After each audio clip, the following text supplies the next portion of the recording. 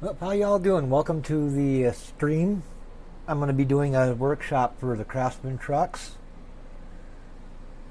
Well, before I do that, I'm going to jump over here into the chat, make sure see if anybody's here. And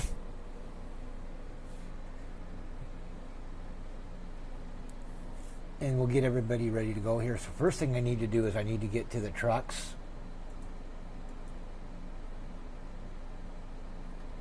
Which is right here.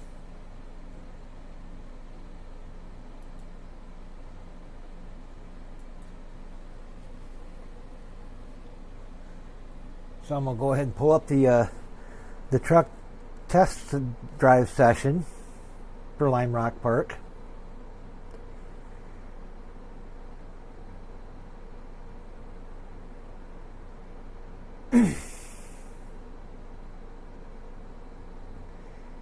And what I'll be doing here is basically going through and not only teaching you the best way to get around this track from my perspective, but I'll also teach you how to build the setup for the track for Open Series. So the very first thing I'm going to do is go ahead and start the test drive session.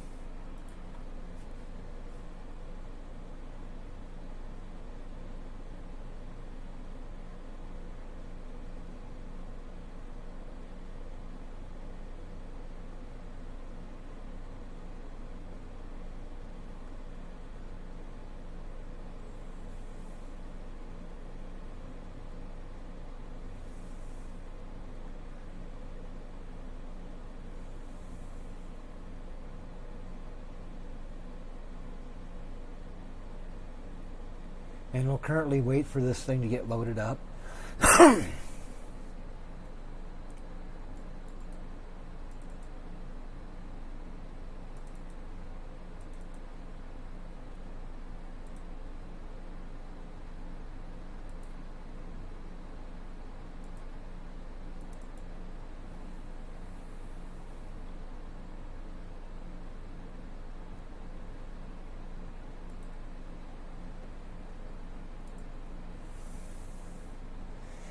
And we'll come into the garage here.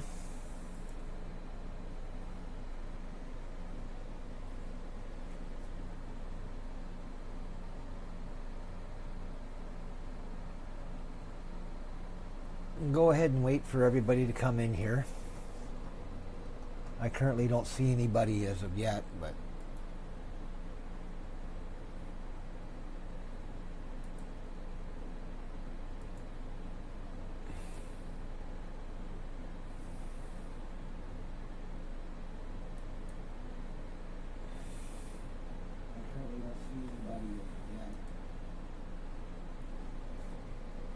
hiya, Chloe.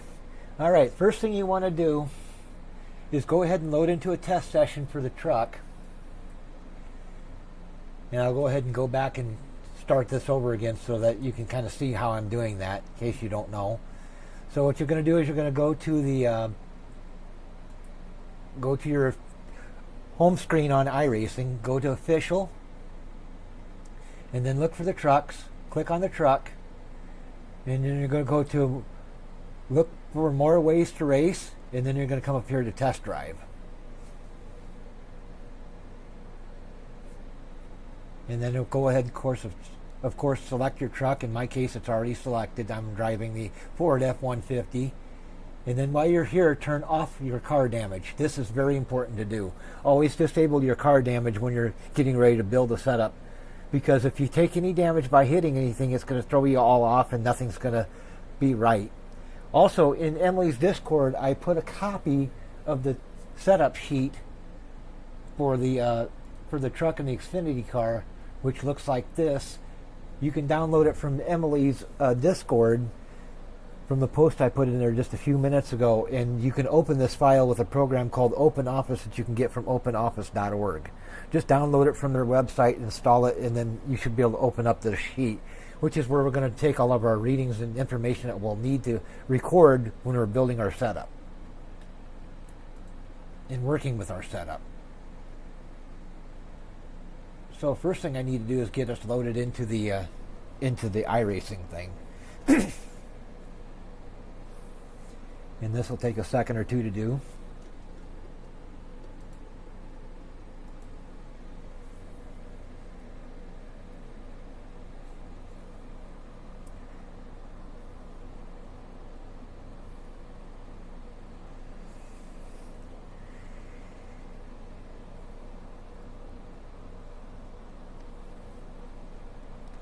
In iRacing, for some reason, takes forever to load up shit. There it's going. This is taking its sweet time.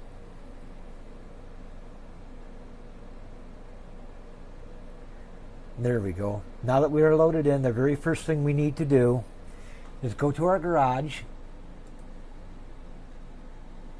and go to official setups, and then come down to the fixed setup, which is going to be under Lime Rock Park, or Lime Rock GP STO. Click on that and then click open. And that's going to get this is going to get the fixed setup loaded up. Even though this is going to be open, it's going to be fixed setup. And the first thing I'm going to do is I'm going to set my caster. As a general rule, the lower the caster is, the more aggressively the car will turn into a corner, or the faster it'll turn in. So I'm going to set my caster as low as I can, or as close to about 6 degrees as I can on both sides. And when you're setting your caster, keep both the right and left sides exactly the same.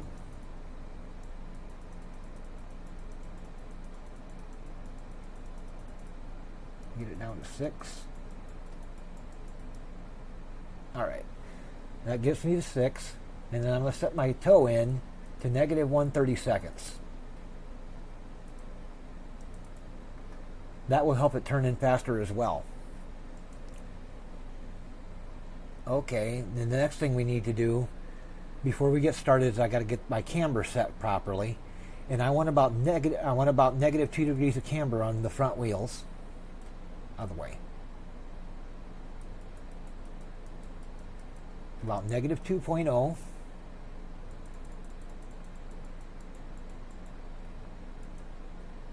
And the same on the left front.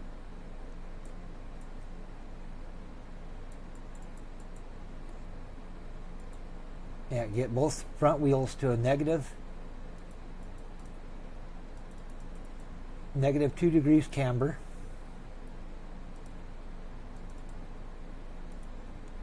And about 6 degrees of caster on both front wheels. And then negative 130 seconds toe in.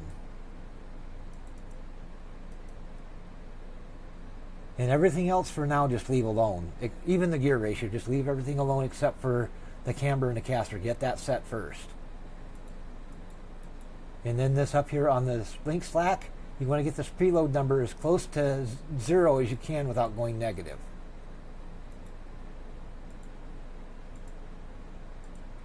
And that looks to be, in 5.4 looks to be as close as we're going to get it to where I want it to be. Alright, so the next thing I'm going to do is go ahead and apply that so that it's applied to the truck.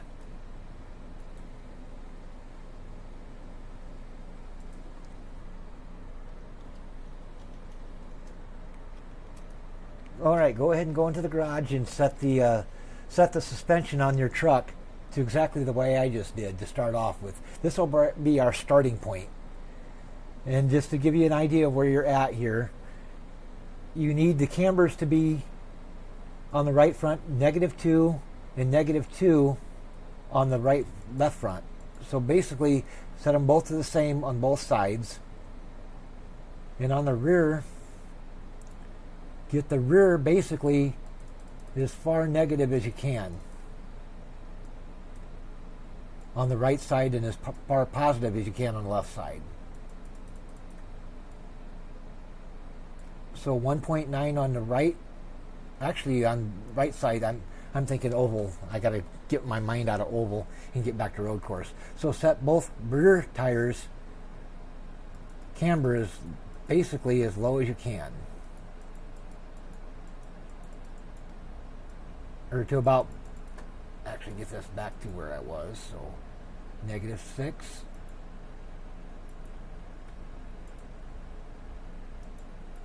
Come on, you picky fucker.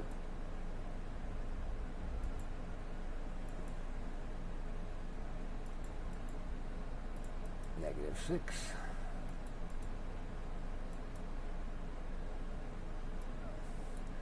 All right, get the... It's being picky, so I got to take it back to 0.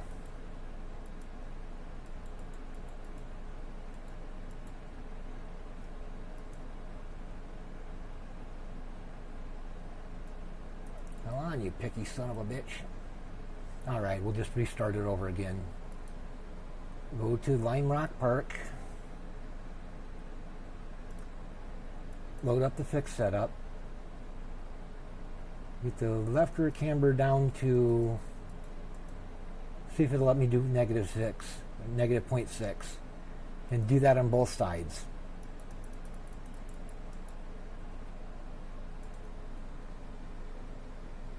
And get our caster back to 6. God damn it, other way.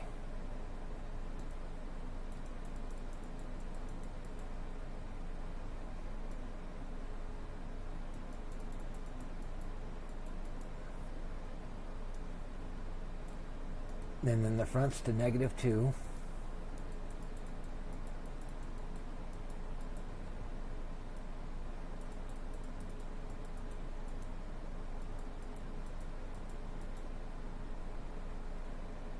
And then -1/32 on the toe.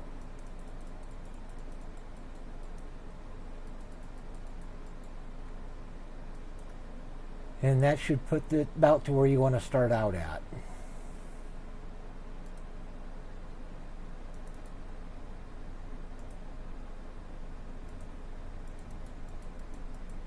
Okay, now back to 2.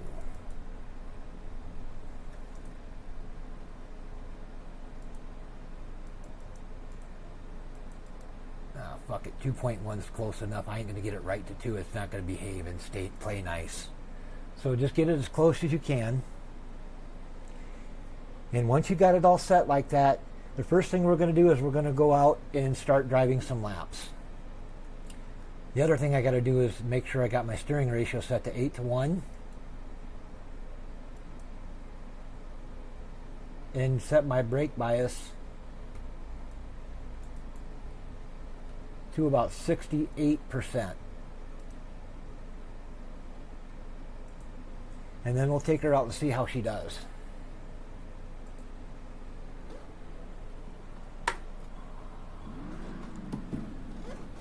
And the first step here is just go out and just drive as precisely as you can. Don't worry about trying to go fast. Just try to get through the corners without making any mistakes. You don't want to spin out, and you don't want to bulldoze the corner and off track it.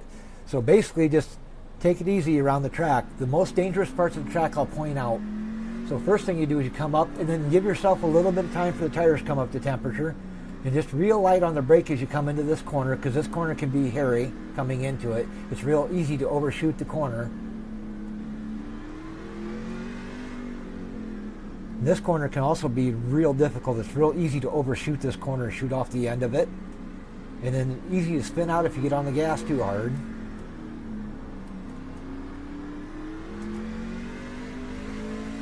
And right now I'm going to come through here and leave it in second gear, and of course I spun it, so I know what I need to do there eventually, but I ain't going to make any changes quite yet. I'm just going to try to get around the track at least a couple of times. I want to try to get at least about 3 to 5 laps. And I already know it's loose, so I got to be careful. That little hill I just come over there, that's another spot that can get loose and spin out on you.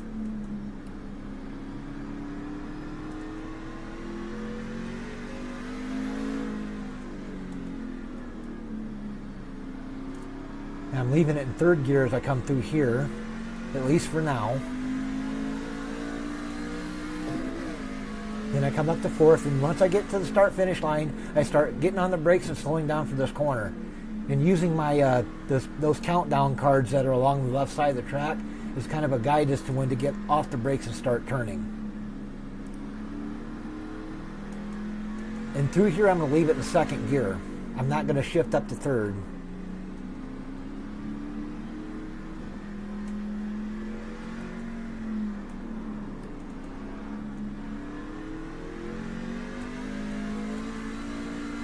And I can already tell I need more gear here. The gear is too low. So I'll have to fix that eventually. But right now I'm not going to worry about it just for the second. I'm just going to focus right now on trying to get around the track as precisely as I can. The other area that's kind of trouble is this little drop right here as you come under the bridge. When you're coming over these changes in elevation like that, make sure you're perfectly straight coming over them, and don't get back on the throttle until you're past that part and back on the ground again. Because when you come if you come over those too fast, you're going to literally put the truck airborne, and that's going to throw you into a spin when you hit the ground if you're at any kind of angle.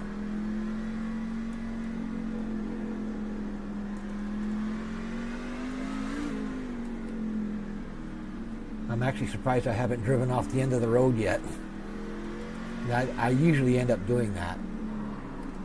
And I got the brakes a little bit too much, so I'm going to give it a little bit, take some of the brake bias out of it. I'm going to make it more, I'm going to set it back a little bit more to the rear brake.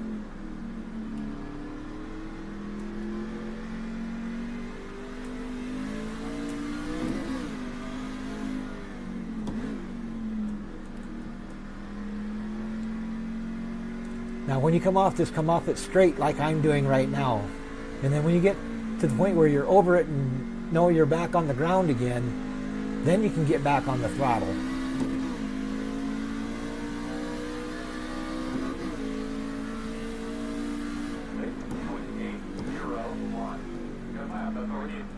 And also you got to be real careful when you're doing your downshifts. Give yourself a little bit of a throttle blip as you're doing your downshift.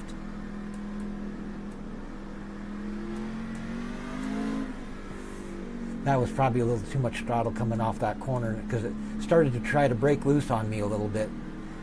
But it decided to not be real bad, and I was able to correct for it.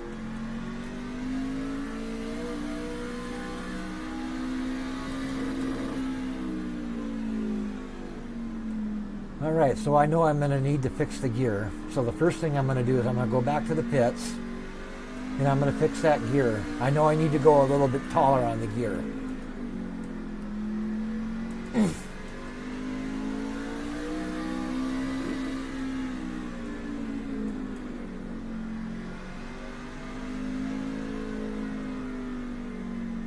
So the first thing I'm going to do is I'm going to come into pit road here.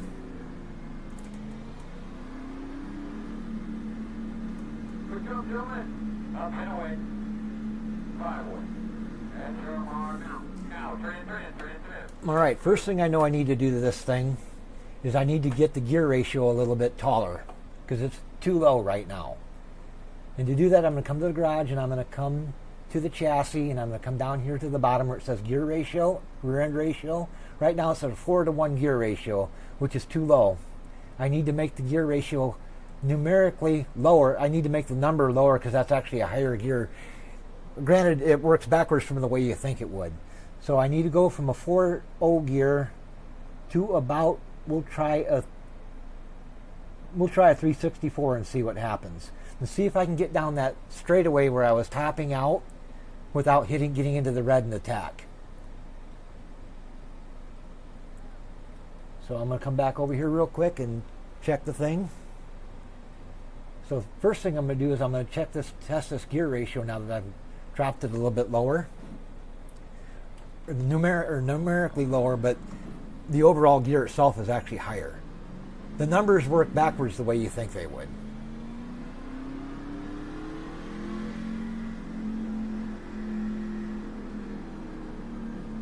There is a little bit tight coming through that corner, so it's not wanting to turn very good. Now my goal here is to get it to where I can come through this stretch here on the other side. I want to get to here where I can come through this in second gear all the way down without getting it into the red much, or just to where I just barely get into the red. So I know it's still a little bit low, so I need to go a little bit taller still because it's still not quite right. So I'm going to come down here to the garage, back to the gear. We're going to take it from a 364 down to a 345 and try it there and see if that works better for us.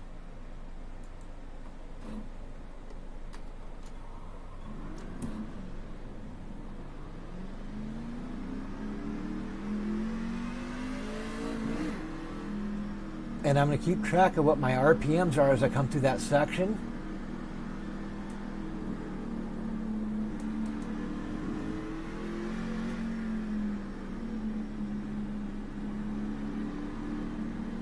All right, we're through that pretty good.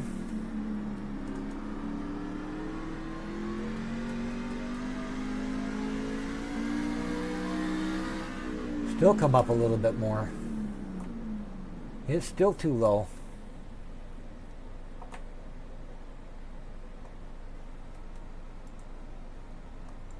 All right, we'll come down here to 345 and we'll take it. Let's try a 333 and see what it does. See if that gets us a little bit closer to our target.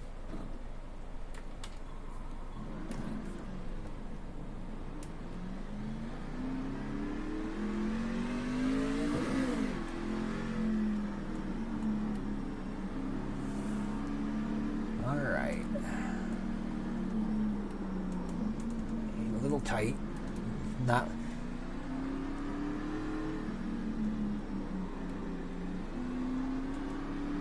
So I've got it right now where the back end is actually sticking pretty good. The front end needs to stick a little better than it is. There, that's a little better.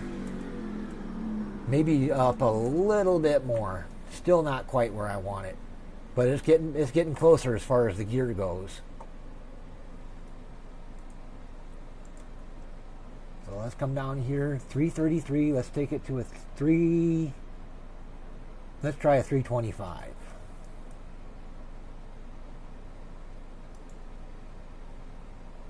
All right.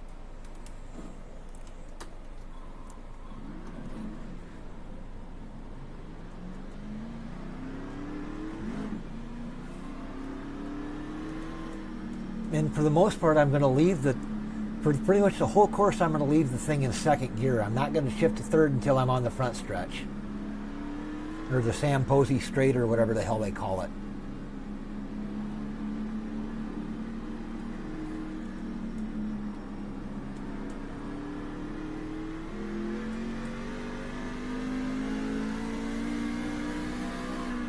Then about here, I'm going to get on the brakes to slow down.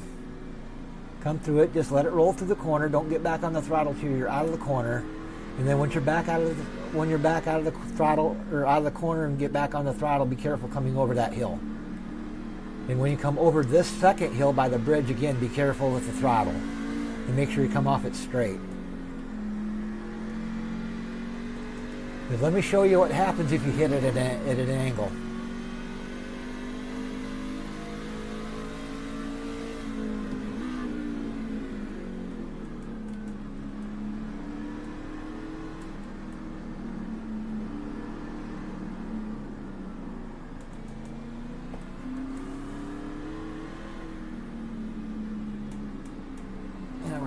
Through this corner here.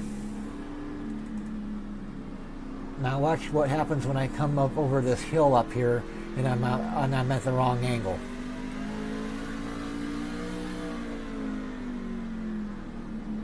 Especially if I'm hard on the throttle when I come off it at an angle. That's why you want to come off that thing straight and not on the gas as you come over that hump. If you come over that hump, it'll do that. Especially if you're hard on the throttle, if you're not exactly straight as you come over it.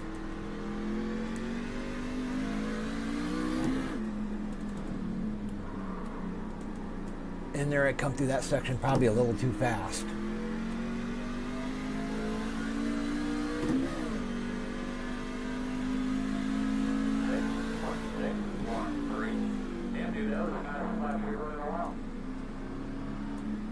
Now as I come around here, I'm going to leave it in second gear, come to this corner,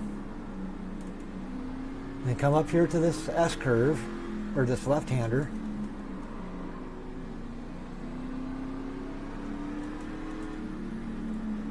And just leave it through second through here now that I got the gear ratio set right.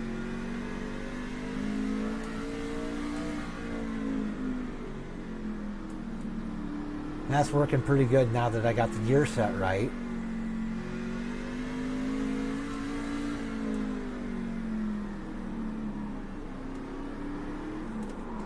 There, I'm a little bit squirrely coming out of that corner. But that's fine, we'll fix that as soon as I get the thing under control here. We want to try to get a couple more laps under so we get some tire wear data.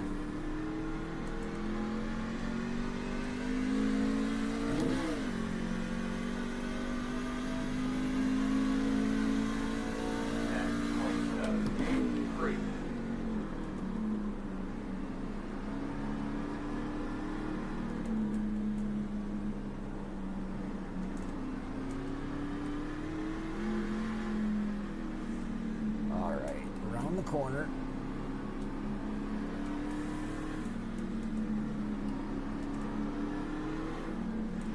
A little too much throttle.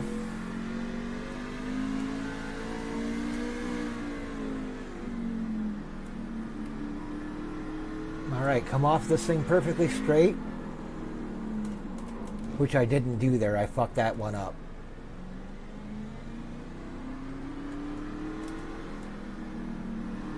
I came off it with too much throttle, and I came off it at the wrong angle.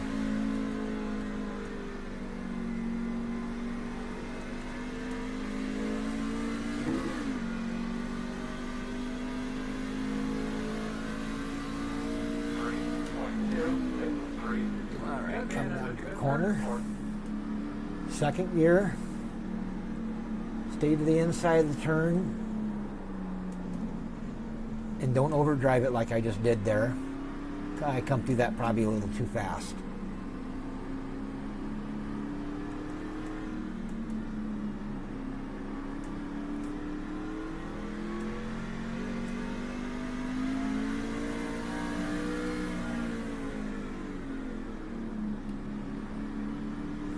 All right, over the hill. And I stay off the throttle until I'm over the hill.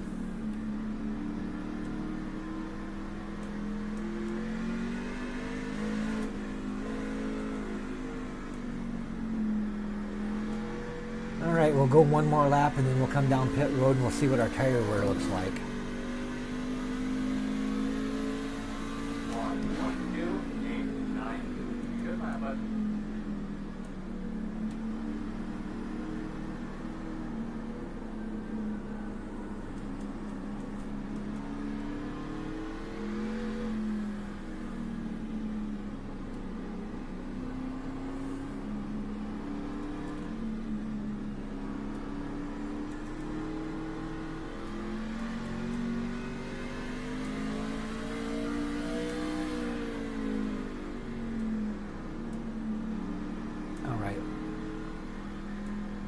There we go. That was a lot better over that hump than the last couple of times I did it.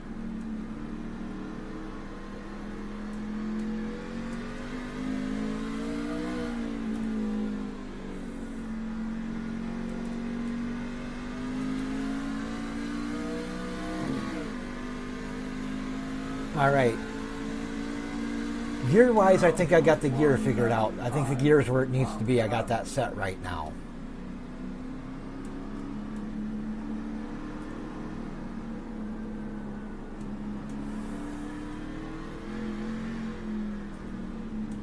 And then going to a higher gear like I did kind of helps with the problem with it getting loose on throttle. Because what's actually happening is when you get on the throttle and it spins out like that, it's because you're spinning the rear tires. And going to a slightly higher gear makes it less likely to spin the rear tires.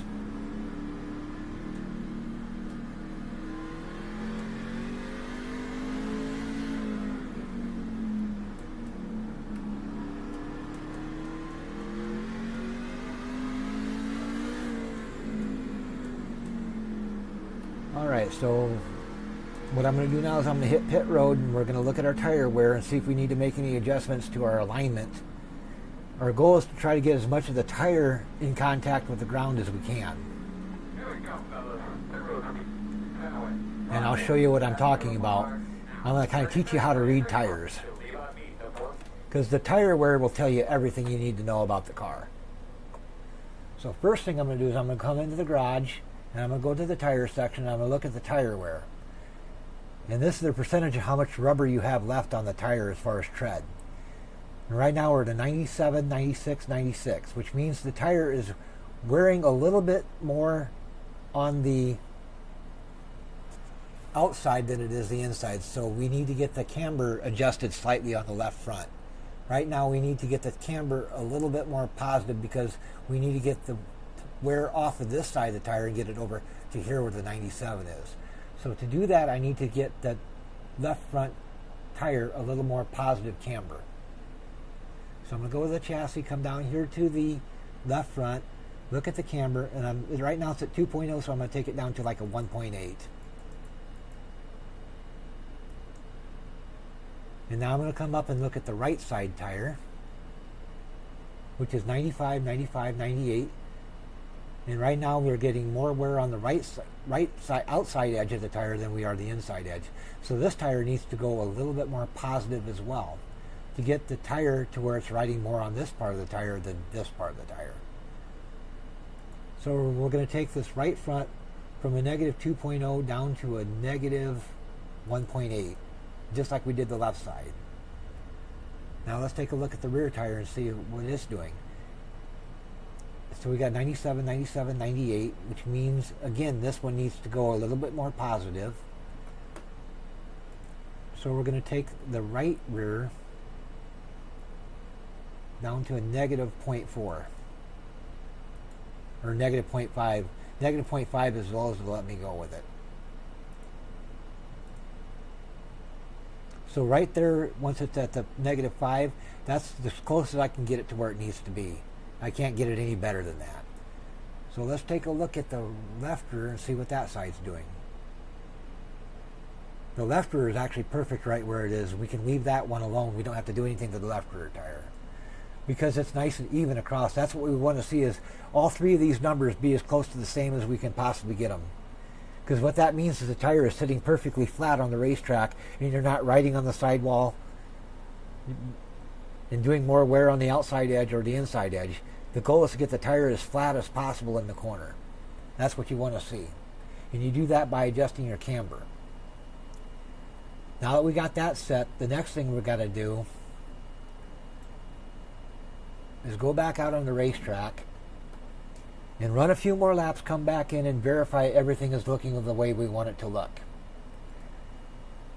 So do you have any questions so far, Chloe? Or is everything making sense okay? So if you have any questions, let me know.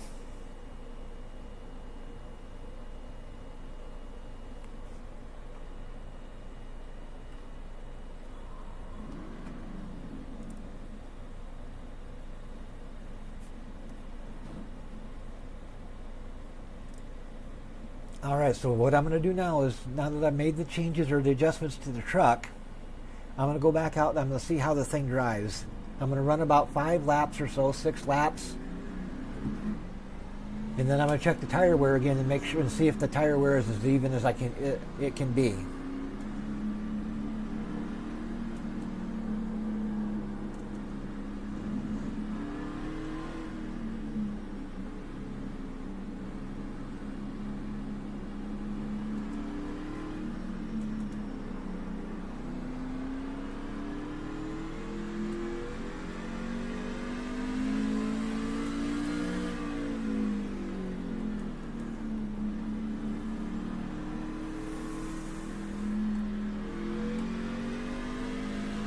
Right now this thing feels pretty good.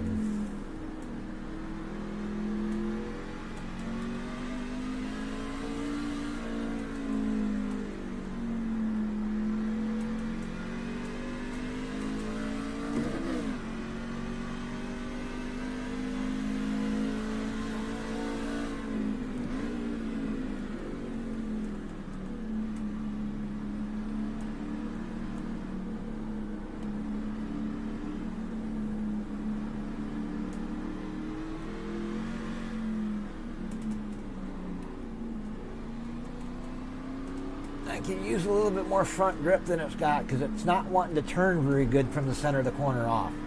It's a little bit tight, so we'll fix that here as soon as I get some more laps on it and verify that that camber is set right.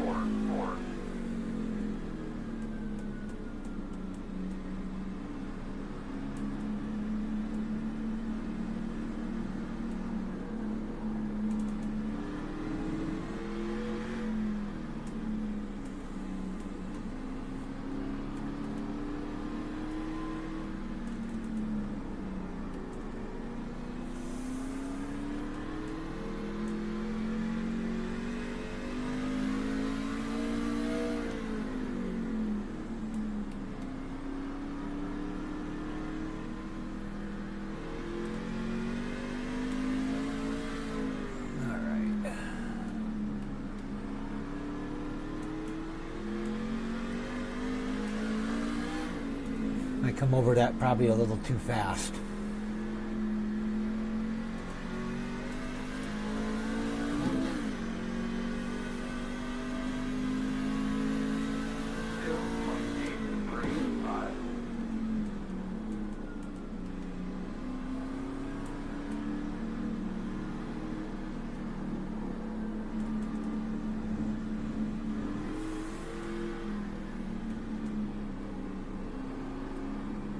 Come on, turn, you fucker.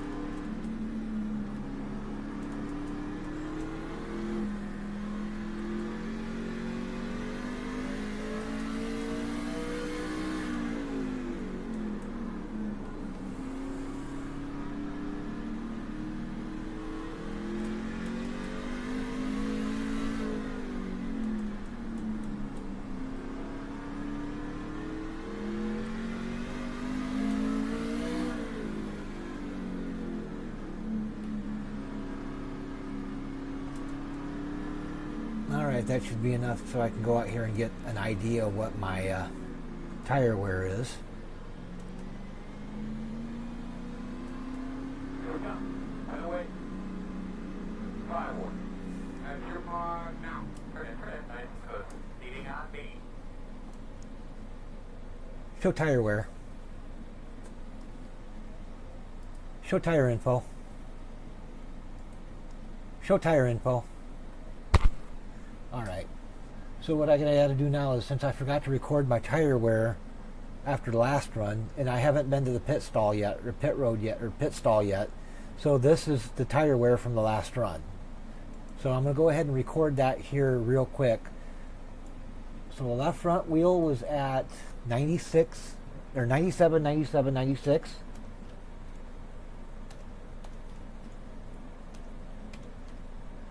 The left rear was at 95, 95, 95. Right front, gotta move this down out of the way so I can see.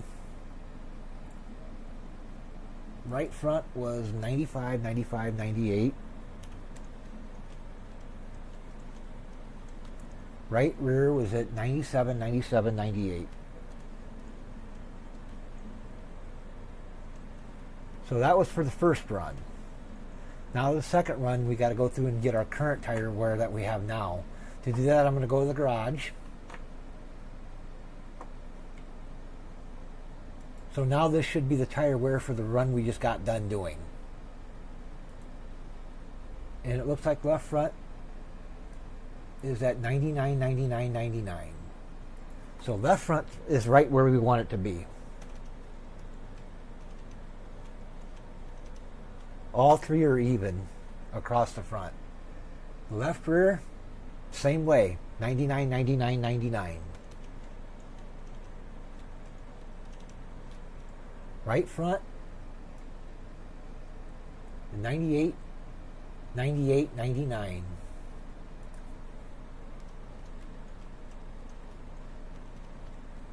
Right rear, 99, 99, 99. So the right rear is where we want it to be.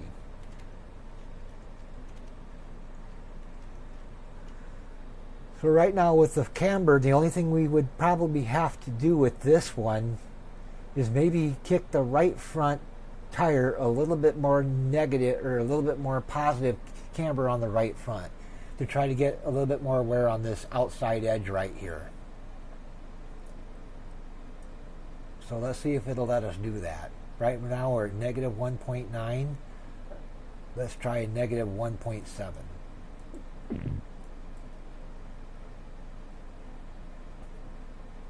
The left front's good, so we leave that alone. Alright, so we made our adjustment. We got to make sure to put these back to where they were. They were negative 132. We want to keep that at negative 132. One other thing you might want to do is this track bar height. Set that down as low as it'll go, because this track bar affects how much the rear end slides around. The higher the track bar, the more the ass end slides, the looser the truck is. So set these as low as they'll go, and then leave these truck arm mounts where they're at. Don't change those at all, at least at this point. On the road courses, you generally want to leave these on the bottom hole, which they currently are at right now. And this truck arm preload, you want this to be as close to 0 as you can without being negative. So 2.8 is what we want to leave that at.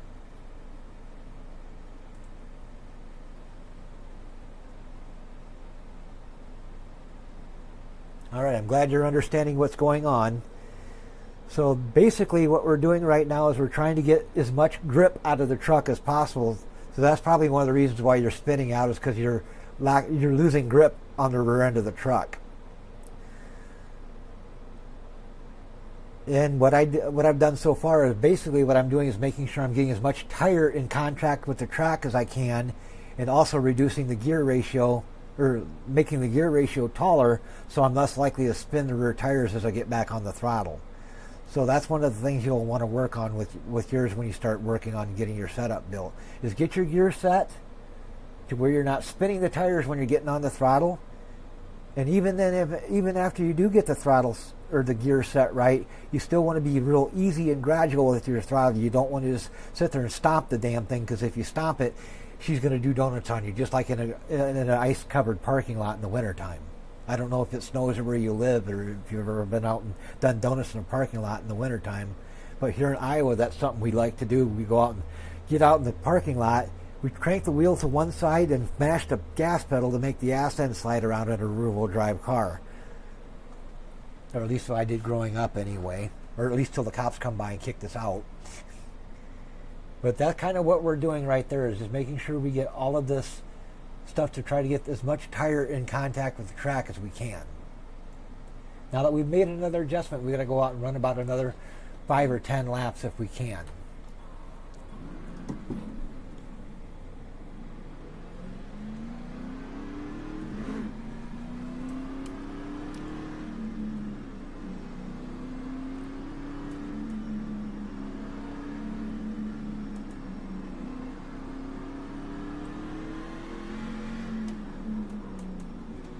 And she's still a little tight on entry into the corner. She doesn't want to turn in.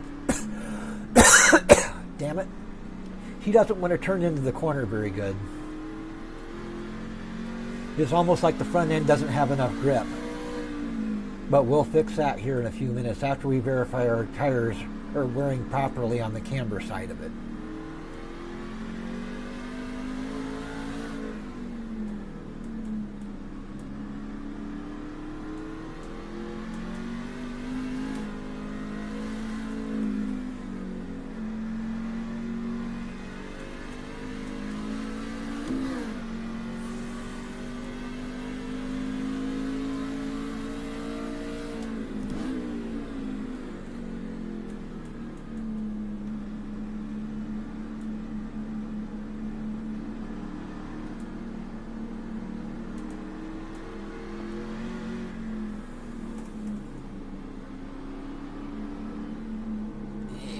Still a little difficult to turn. She doesn't want to turn quite as good.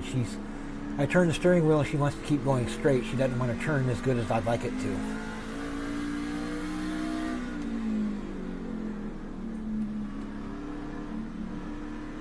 That could be because either A, the front end is too stiff, or I'm coming into the corner too fast.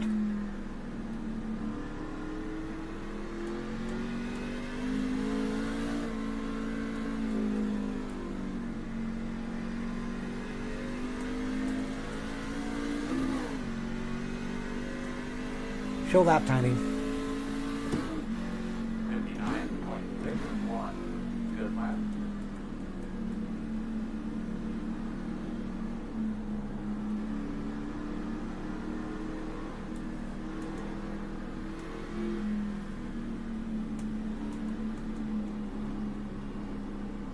Ew, she's a little tight through there. She doesn't want to turn quite as good.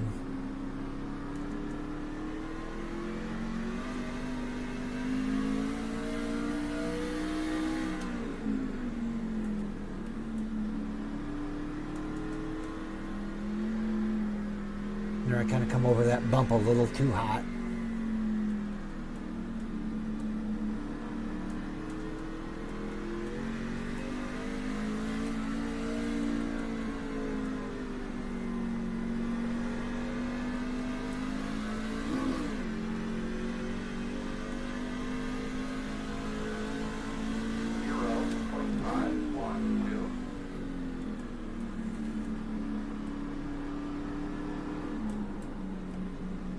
Still a little too hot on there. Probably a little too much throttle.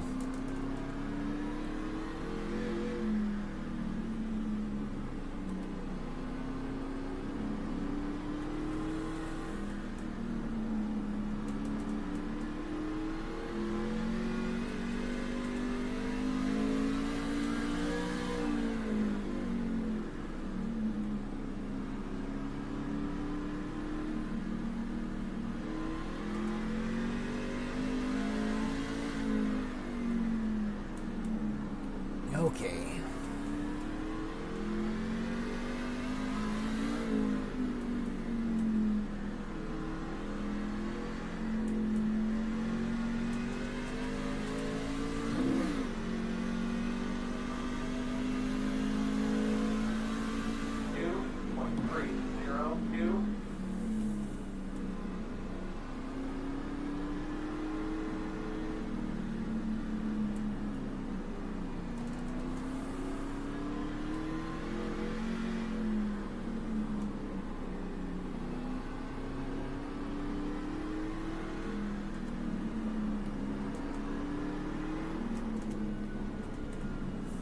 Still a little too much throttle. All right. Let me see what the tire wear looks like on this thing.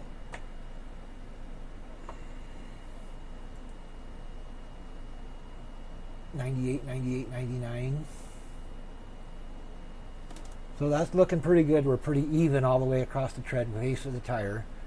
And it is a little squirrely still coming out of the corner yet under throttle. So what I'm going to do now to fix that is I'm going to come to these rear springs, and I'm going to drop them one click on each side. So I'm going to go from an 800 pound on the right rear down to a 775.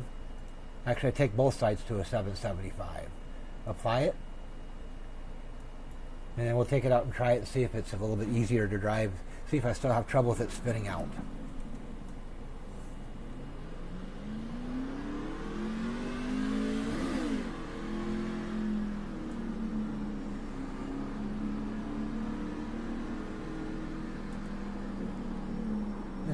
Now it's doing the opposite. Now it's not turning at all. It's not wanting to turn it. It's wanting to keep going straight. But that's partly because I might be coming into it too fast.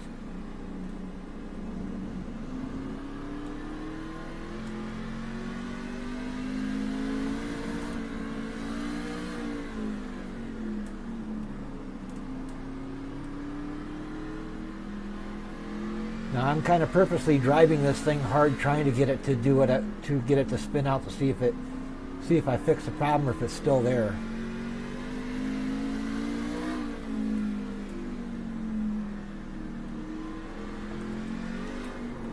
It's still there a little bit, especially if I get on the throttle really hard.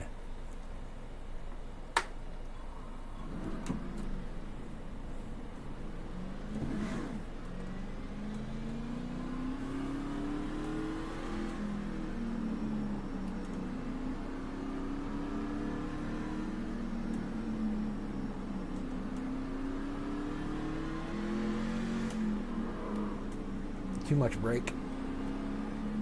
Lock the front brakes up.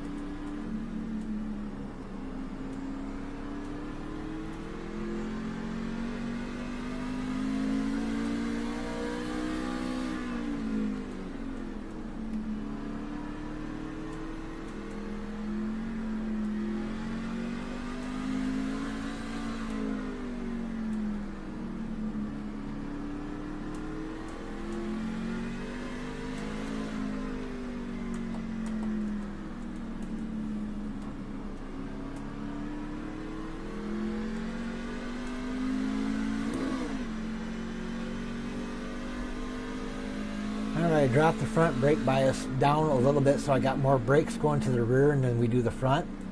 That will help it turn a little bit better going into the corner. And I'm less likely to lock the front brakes up. But I'm still having trouble with grip in the front end.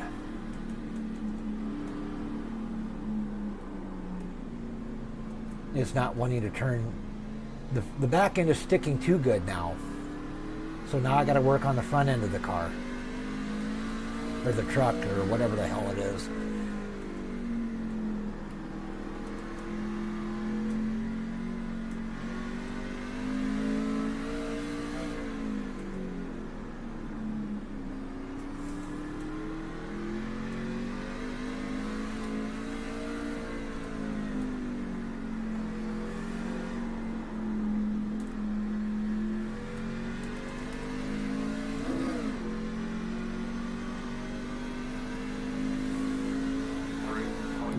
Now the thing trying to spin out on me now is mostly me using too much throttle coming out of the corner. I'm not being patient enough with the throttle, and I'm getting on it too hard too soon.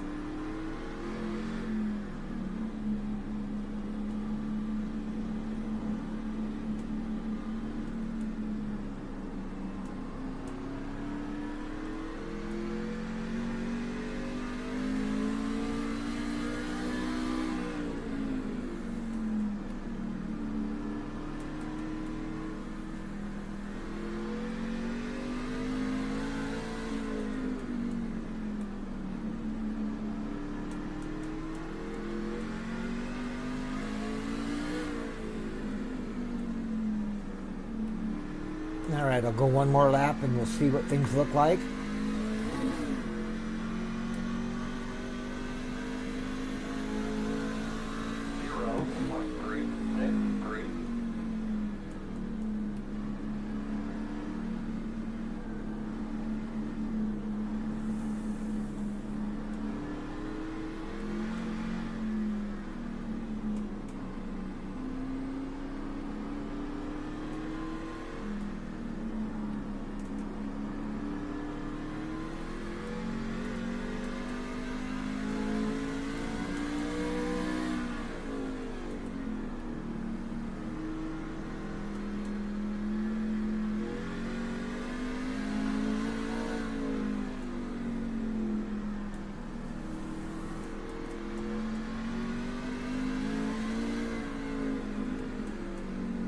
Now what I still have to work on now is getting the front end to turn a little bit better. I got the back end kind of about where I want it.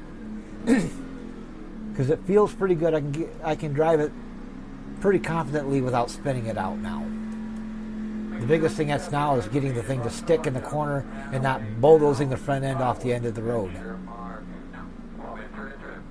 Alright, so I'm going to stop here and we're going to take a look at our tires. Because we did do a slight spring adjustment.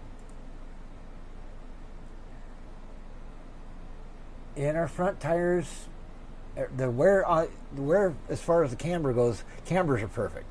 I can't really get any better than that. That's about as good as the cambers are going to get.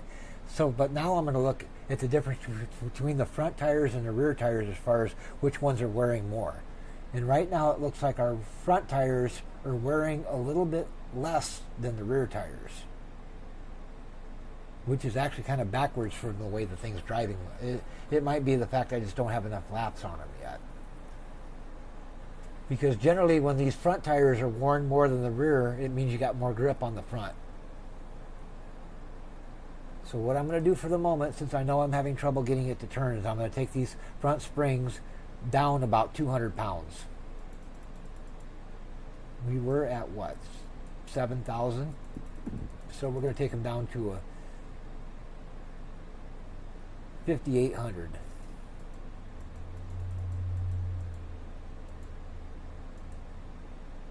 $7,000, 6,800. It won't let me go that low.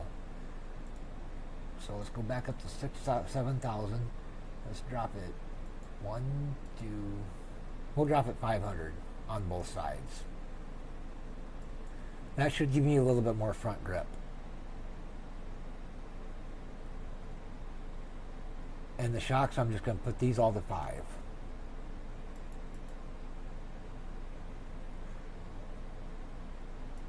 The slopes, I will max the slopes out because the slopes affect how the thing handles bumps.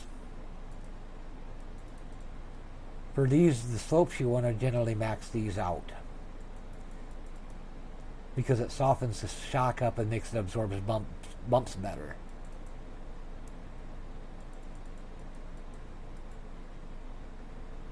As a general rule.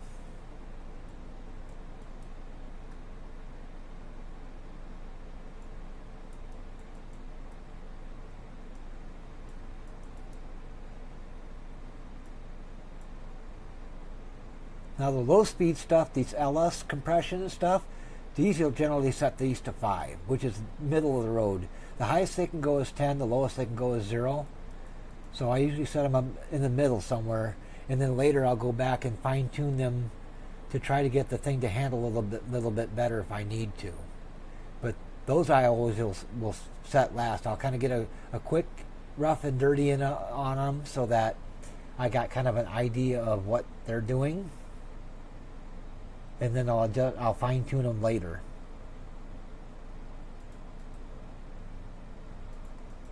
There's 5s. Low speed 5, low speed 5, high speed compression is all okay. And then these rear toe ends, you want to try to get these to be the same as they can, about 1/32, if possible. But since it won't let me get them to be even, I'll take it to 3/32 and try to see if it'll let me have 3/32 on both sides. And it does, so I'll leave that alone. So basically, you want to try to keep the left side of the truck and the right side of the truck about the same. You want everything to be even, because you're doing both left and right hand turns. Now, if this was oval, it'd be a different story. That's a whole different ball game. And I got I've got an actual class on my page, on my YouTube site, of how to build setups for oval.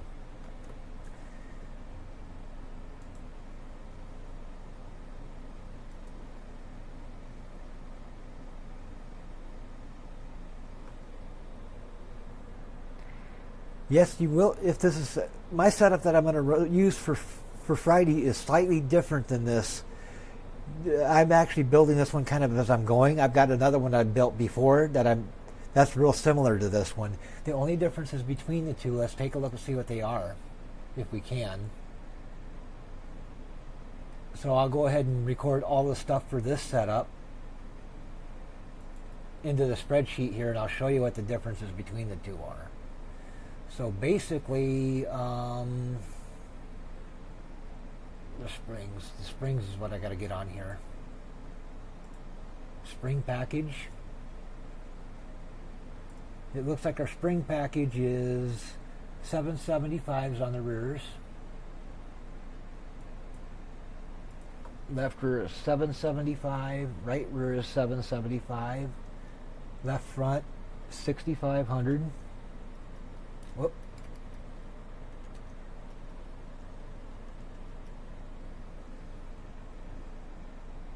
Then I'll get back to the cambers. Left front camber is negative 1.8. Right front camber is negative 1.7. Left rear is negative 0.6. Right rear is negative 0.5.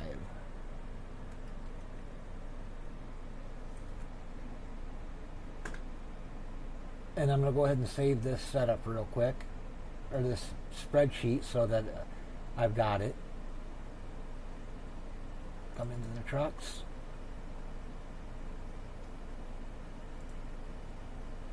File, save as. Desktop. Setups. Trucks. Where the hell is Lime Rock Park? And so that I don't mix it up with the other one, I'm going to call this one Setup Notes 2. So this is our current setup right now. I got the cambers wrote down as to what they are. The caster is going to be +6.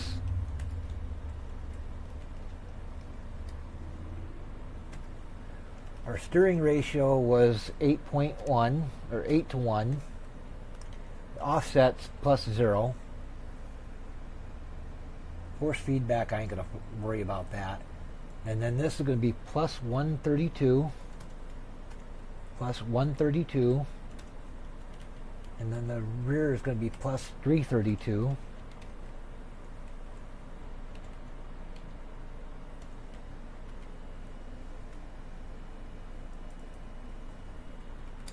That's dash, not dot 32. So that's basically the setup that we got for this. And then we got 775 rear spring pair and then 6500s in the front. So we'll verify that this is saved.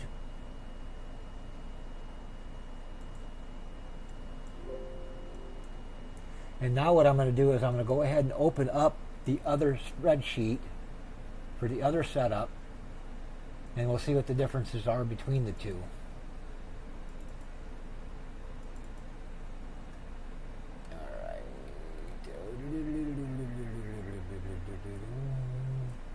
Alright, we need, where the hell did it go? Lime Rock Park. Blank setup notes. That's the first set. This is from the setup I made earlier.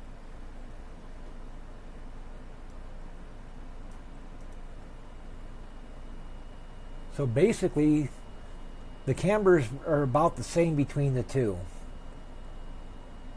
The steering ratio, of course, is going to be 8-to-1 because that's what I did on another one because it seemed to work better when I did this setup. Steering offsets +0. And these are the tire wears for the first run in the first setup. And then we'll go to the spring package. The spring package here is 500 on the rears and 3500s on the front. So their springs are a little bit different, but not too much different. There are a little bit softer front springs on this one than the other setup was. And the rear springs are softer in the rear on this one than they were on the setup that we just built together. So this one's less likely to spin out than the other one is. This one's going to be a little bit less tail happy.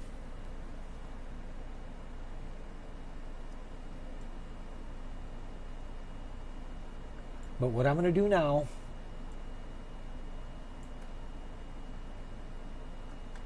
is I'm going to go ahead and apply and close this.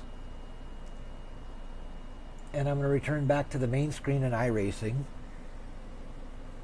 Hiya, Paradox. How you doing? So what we're going to do now, Chloe, is if you can go on and stream on your live stream and let me know where it's at, if it's on Twitch or it's on YouTube. That way I can watch you drive around the track and see how it's working for you. And then I can give you some tips on how to make it drive better. Okay? So just let me know where you're streaming at. Okay, Chloe?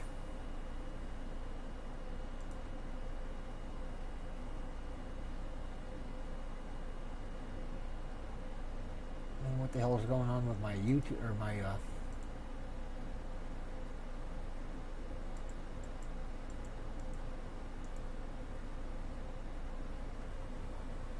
all right, why is this not working?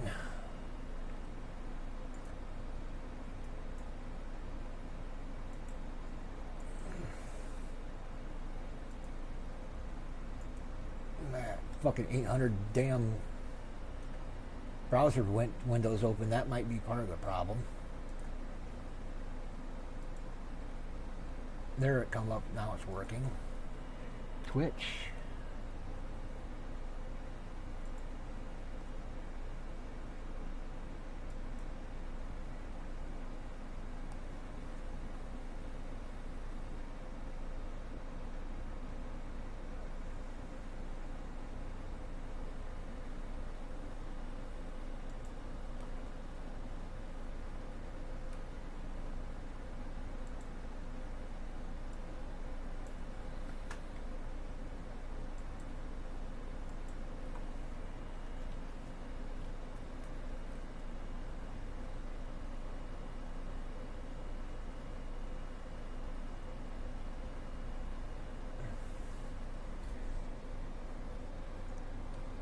Well, if you go live, I can look at your garage and see where you're at and help you and let you know what you need to change it to.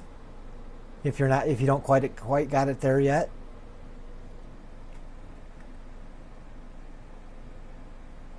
Okay, where in the hell is my YouTube?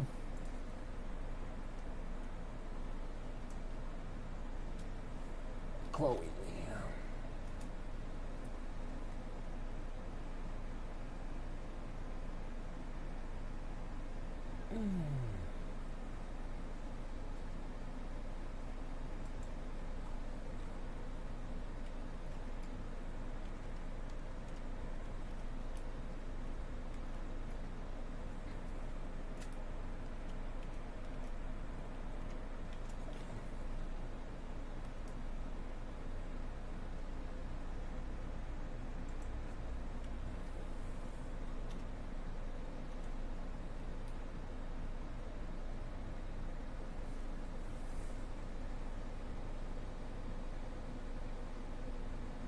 Okay. All right, so what I'm going to do now is, since I've got a paradox here, I'm going to go ahead and go back onto my, I'm going to go ahead and do a time trial in the truck.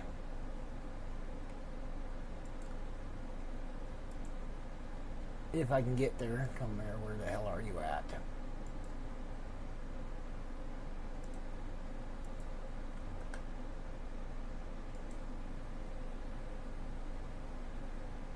You just got to wait for this thing to do what it's got to do.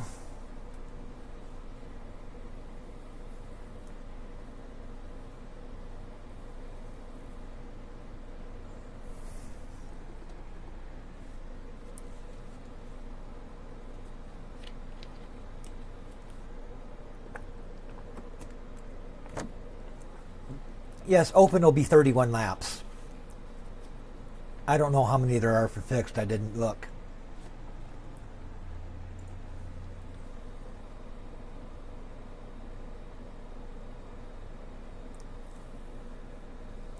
So when I go out to do my time trial, I'm going to try to get to at least 16 laps, because that would be the halfway point of the race.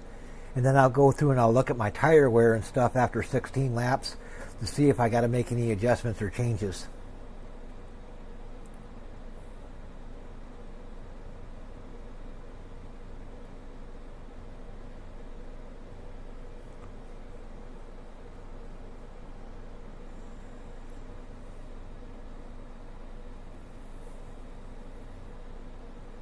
And iRacing always takes forever to load up.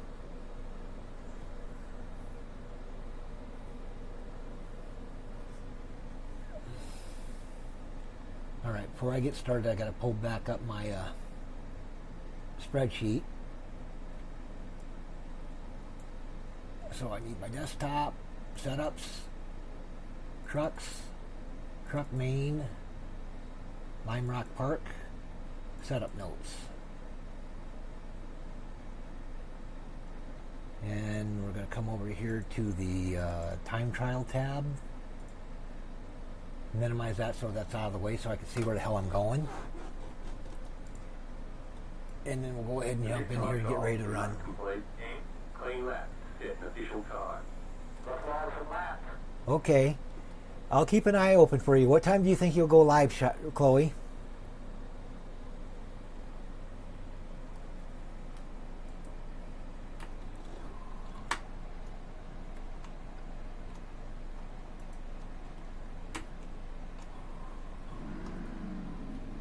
Alright, I lost my gauges. Where the hell did they go now?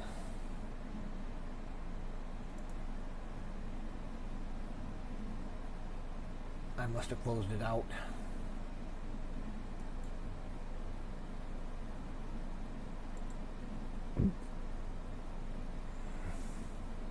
There they go. There, now I can see shit.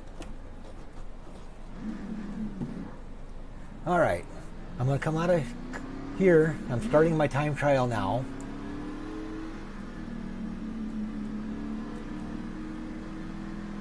Now the important thing to keep in mind here when you're driving on a road course or even on ovals is it's not so important to try to get the fastest laps you can. You want to be as precise as you can and not make mistakes. So I'm going to come through here. I'm going to slow down. I'm going to make sure I don't overdrive the corner, particularly the entry. And then be easy on the throttle coming out. And then the same way when I come into this next corner.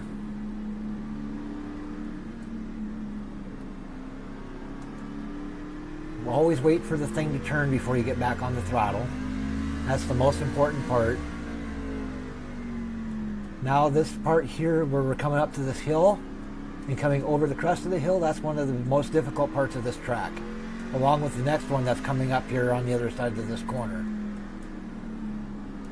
Because if you don't come off of these things perfectly straight, if you come off at any kind of angle, you'll spin out when you hit the ground, especially if you're on the throttle.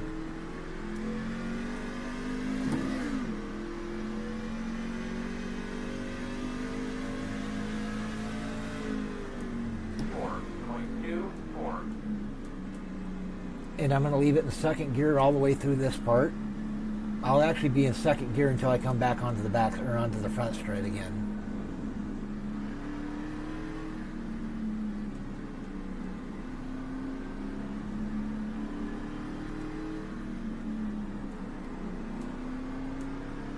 And ease it back under the throttle. Just don't stab it.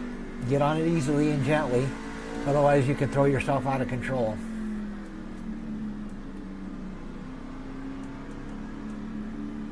Over the hill, easy.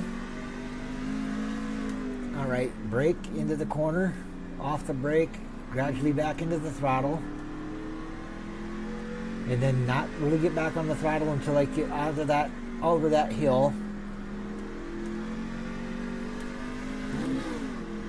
There we go, now we got it. Now we're in the third gear down the front straight. Start finish line, start braking, come down the second gear. Get slowed down for the corner. Now on these corners you usually want to start slowing down sooner than you think you would need to. Because it's real easy to overshoot the end of the corner and drive off the end of the road. Especially if you're not used to driving a road course.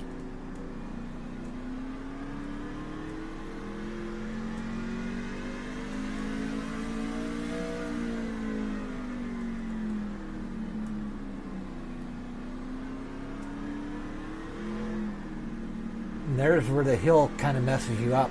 When I come over it, the rear tires momentarily left the ground for a second. That's why you heard the RPM come up, and that's why the rear end got squirrely on me coming over that. So you got to be real careful on those hills.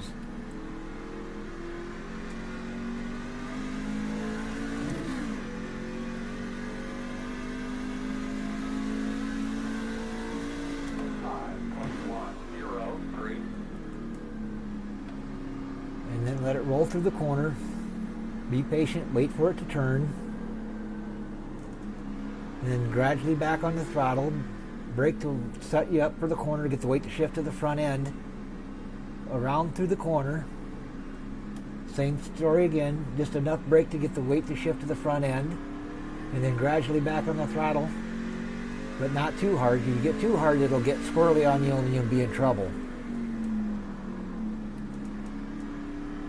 Come over the hill nice and straight if you can. No angle. And don't get on the throttle until you're back, until you for sure know that you're on the ground. Because as you come over those hills, you'll kind of jump a little bit because it's kind of like a ramp.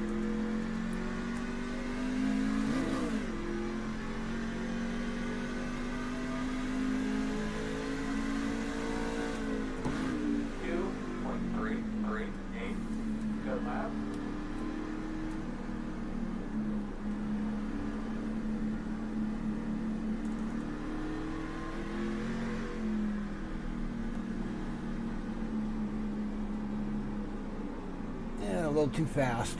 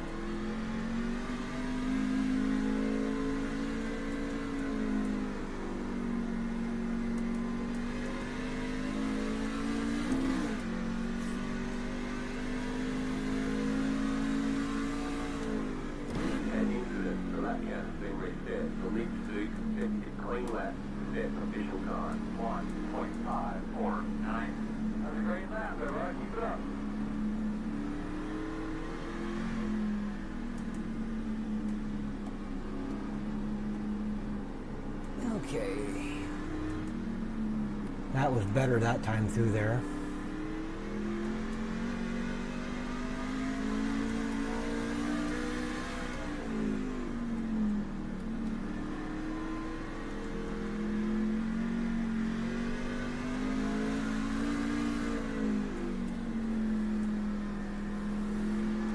Overall, the truck feels pretty good. The setup is probably about spot on. I don't think there's anything else I really need to do to it. But we'll look at the tire wear here after we get to about 15 laps. 0.175. Go on, man. Pick it up a little bit. Looking good.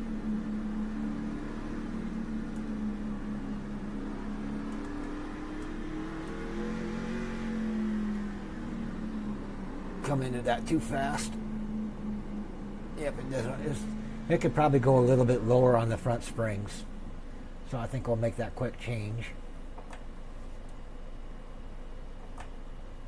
Front springs are way too stiff yet. All right, drop another 200 pounds on the front. Actually, where were we at? 6,000. I don't remember what it was at. 7,000. Actually, I'm going to load the other setup.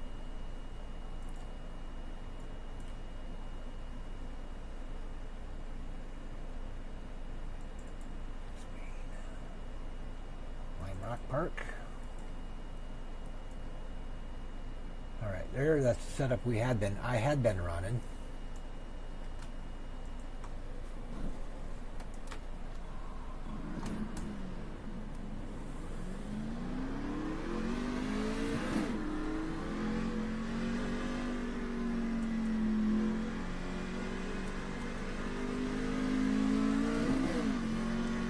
So basically now I'm at the setup that what I wanted to make the change to the other setup.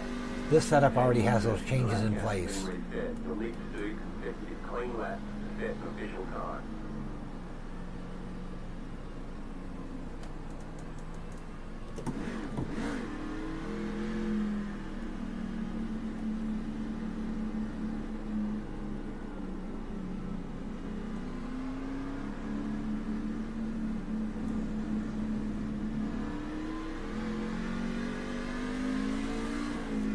A little too much throttle.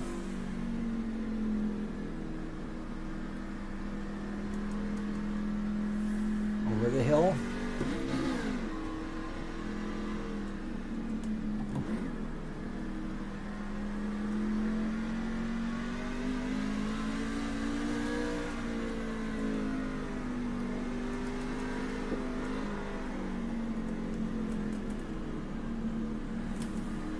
Fuck that one up.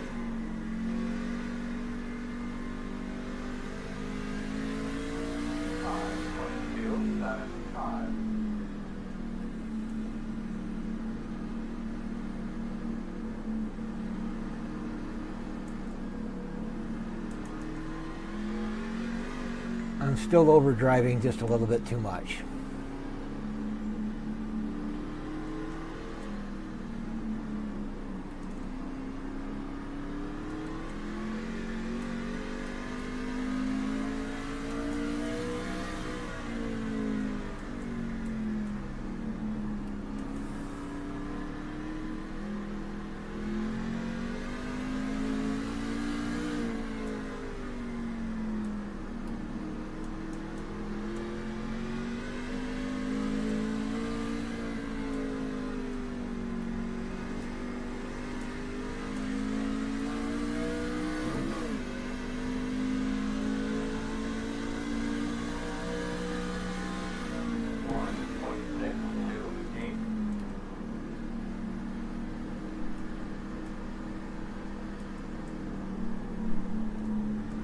That was a little better.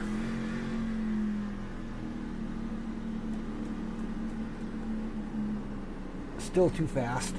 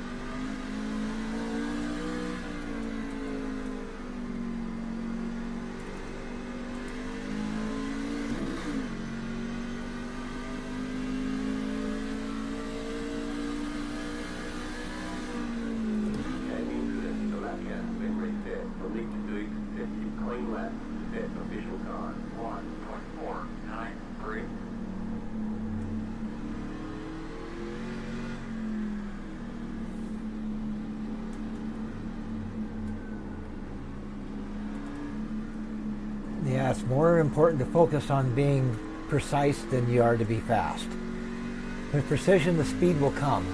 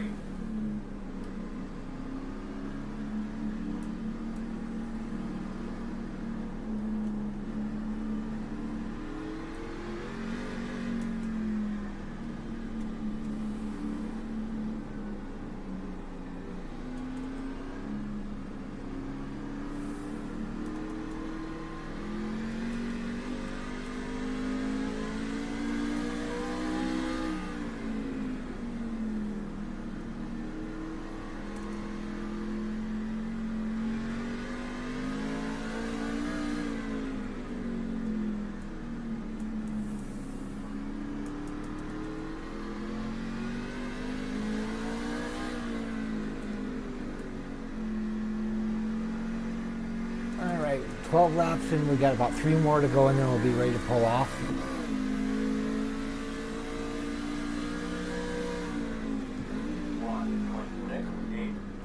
Providing I don't wreck it before then.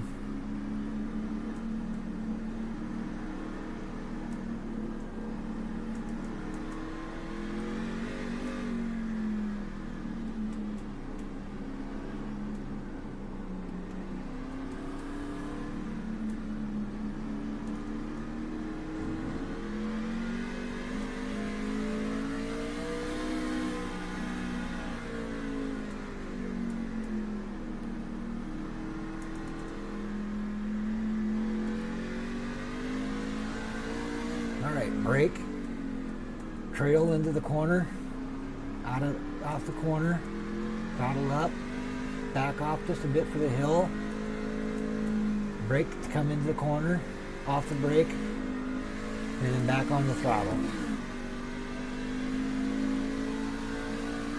Start braking, start finish line, off the brakes at about 2 on the markers.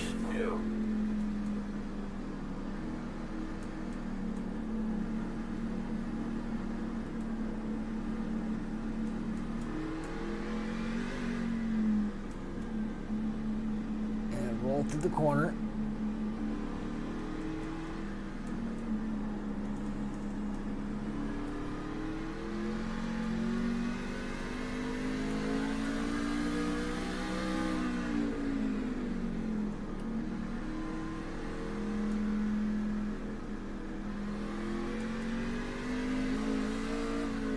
Yeah, those hills are kind of a bitch.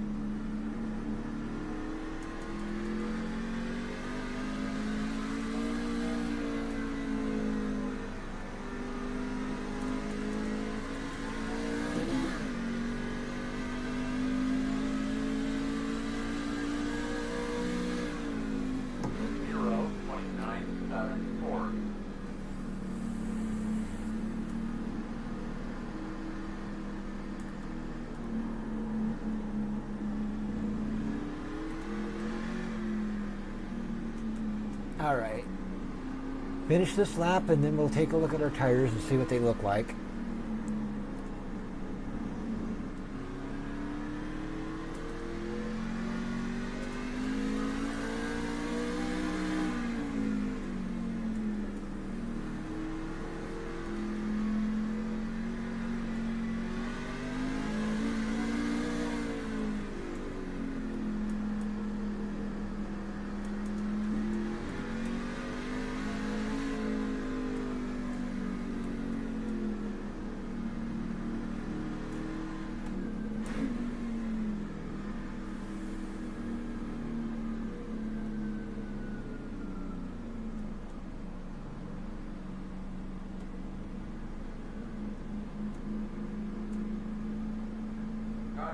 Count to those people. 10 away. 5 away. count has been reset. You'll need to do consecutive clean All laps right. to set an official time. Turn in, come.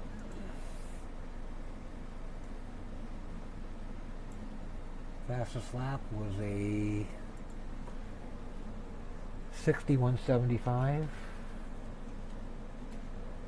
Last lap was a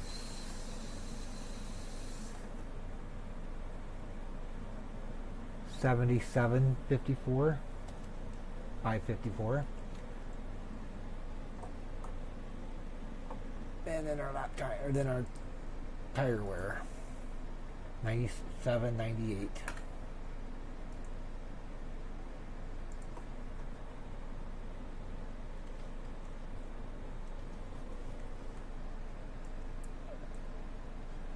So this is telling me the setup is pretty much right on, based on the tire wear. I'm wearing relatively even, which means I've got the weight distribution pretty much set. The springs and shocks are pretty much set the way they need to be. I don't think I need to do anything else with the setup. Now it just comes down to fixing the loose nut behind the wheel. That's what it's going to boil down to now.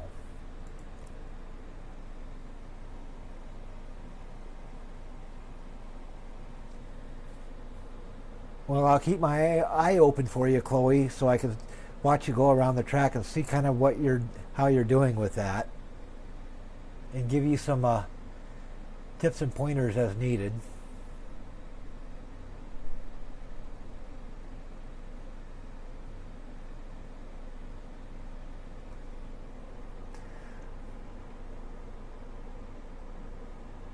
So the biggest thing right now is, does anybody have any other questions?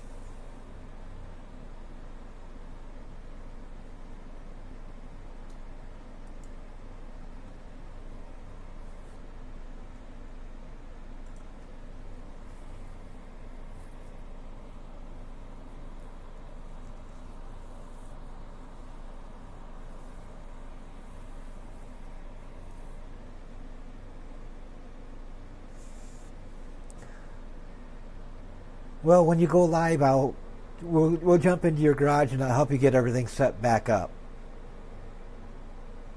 Getting the gear set's probably going to be one of the biggest things to get set right. If you get the gear set, you're most of the way there. And just basically get the camber set so that your tires are wearing evenly and that you're getting as much grip out of the tires as you can.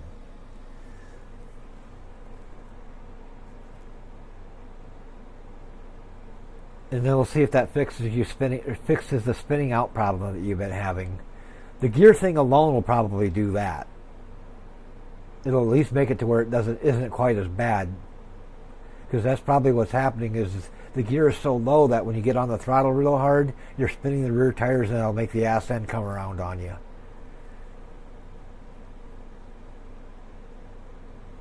Okay, go ahead and go live if you can. Just let me know when you're ready.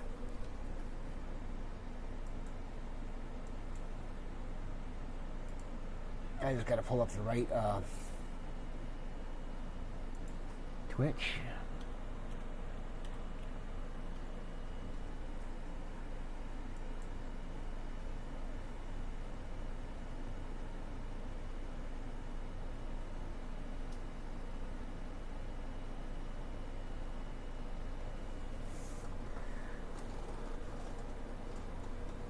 Well, I'm on your channel, Chloe, so as soon as you're live, I'll see you pop up.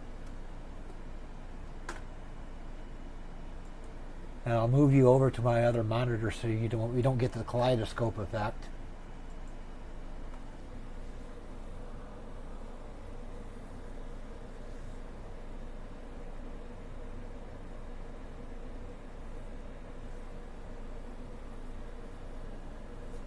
All right, watch now.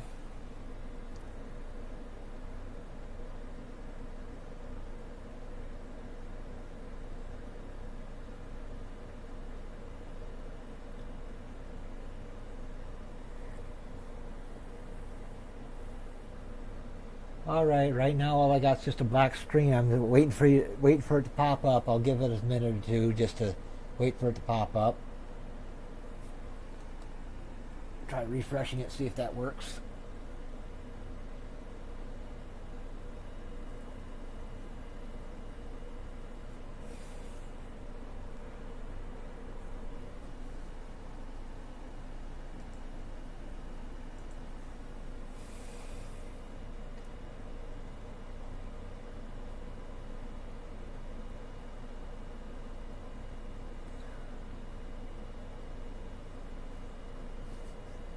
Okay.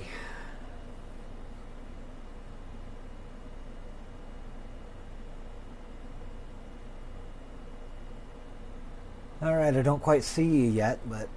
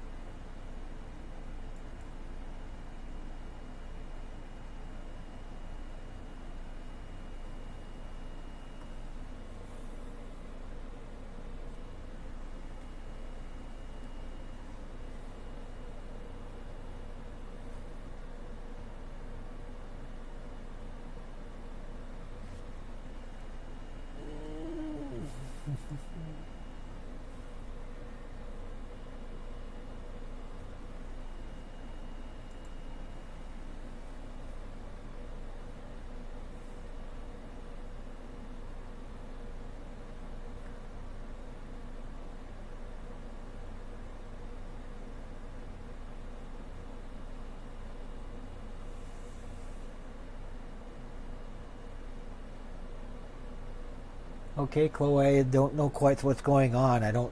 All I see on your stream is just a black screen. I don't see you yet.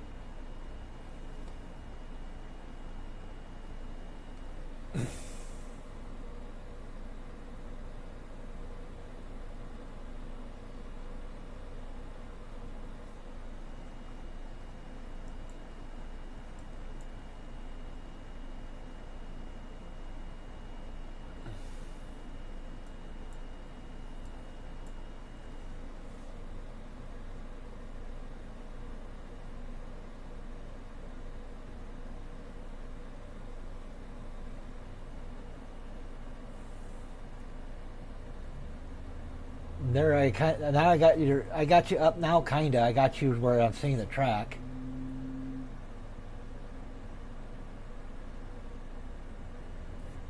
Let me make you full screen so I can see what's going on. There we go. All right. So what I'm going to have you do is go down to your right front caster and change the right front caster to plus 6.0.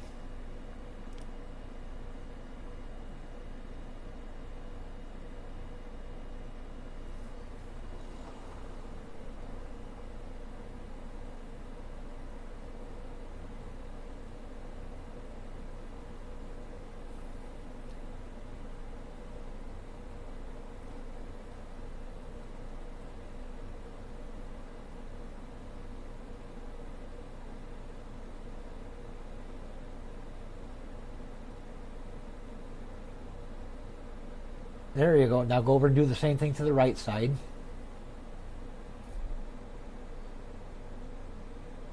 Because you want both the right side and the left side to be exactly the same.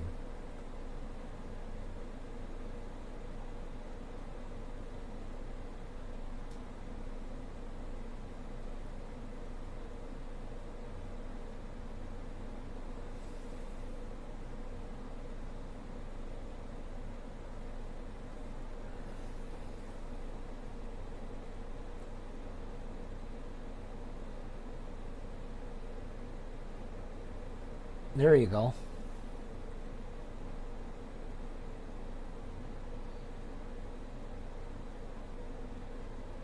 Whoop, almost. There you got it. Whoop. There you go. All right, now you're going to go up to the right front camber and set the right front camber to negative 2.0.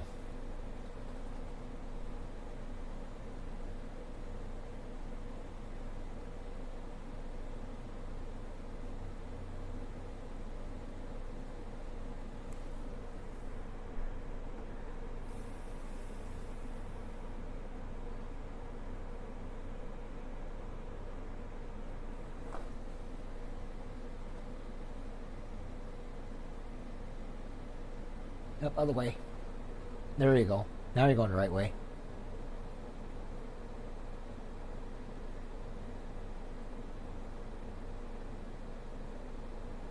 Now do the same thing on the left front.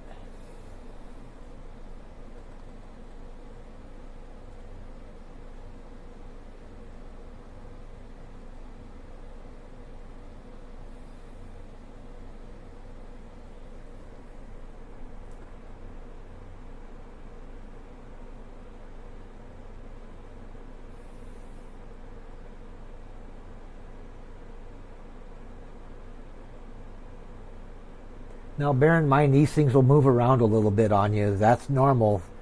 You just might have to go through and fix them a couple of times if they jump around on you. So kind of after you make a change, get in the habit of checking everything else over to make sure nothing else changed at the same time. Just as long as it's fairly close to what you had it set to, that should be good. Now you're going to go down to your toe end on the left front and set the toe end to minus 1/32.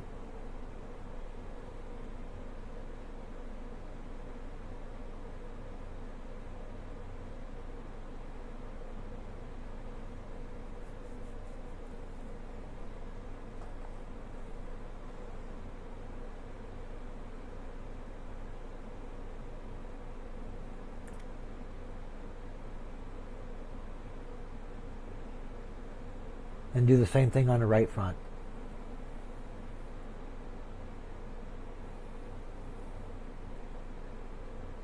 Now what your toe end actually does is that affects how aggressively the front end turns when you go into the corner. The more negative the toe end is, the more the thing's going to want to turn. Or the faster it turns. Alright, now that you got the toe end set, although everything else up front is not exactly perfect, it's close enough. It don't have to be exactly perfect, just as long as it's relatively close. And you said you got the gear set right. If you got your gear set right, now go ahead and click apply and close. And then we'll go out and we'll take a lap or two around the track and see how it drives.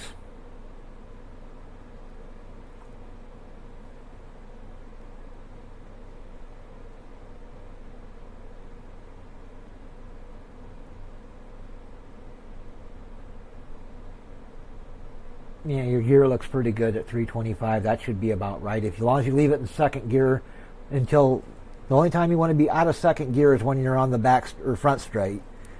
But everywhere else, pretty much leave it in second gear. Let's go out and see how you do.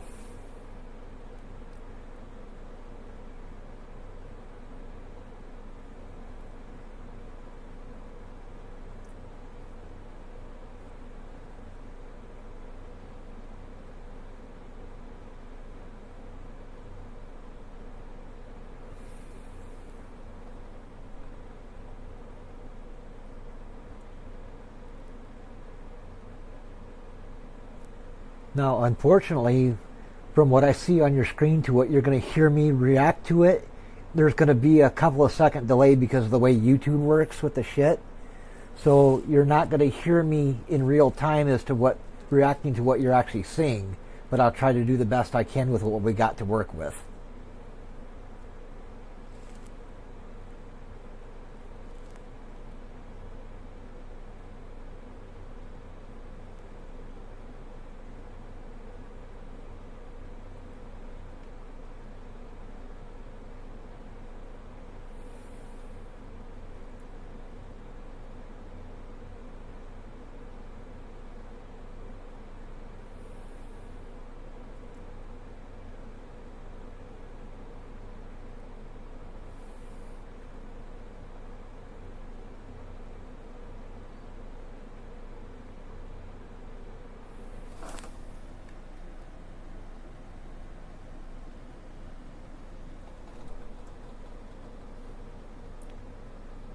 Alright, so far you look pretty good.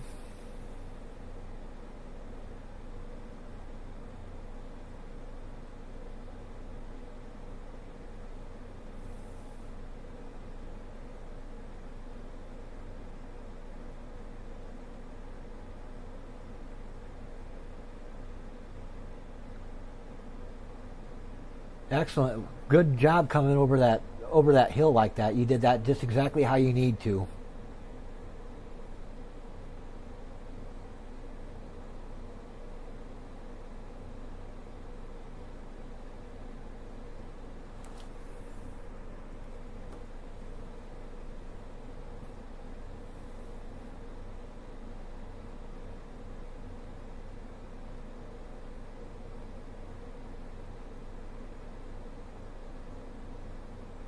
All right, be careful with your downshift. That way you don't spin out because you do a mistimed downshift. Because if you downshift at too high of an RPM or too high of a speed, it can throw you into a spin as well. So you got to be real careful in your downshifts. Yep, just leave it in second.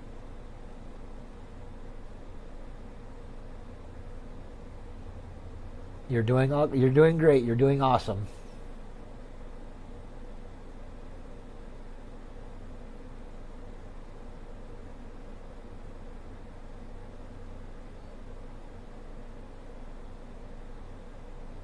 Excellent job. Doing great. You're doing great. Doing great.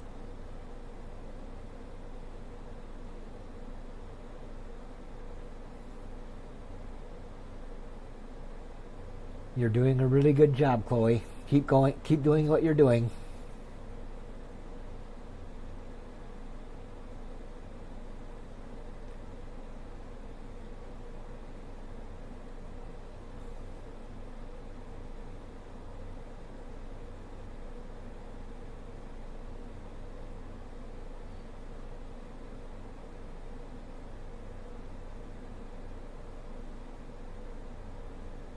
Yeah, you're doing really, really good.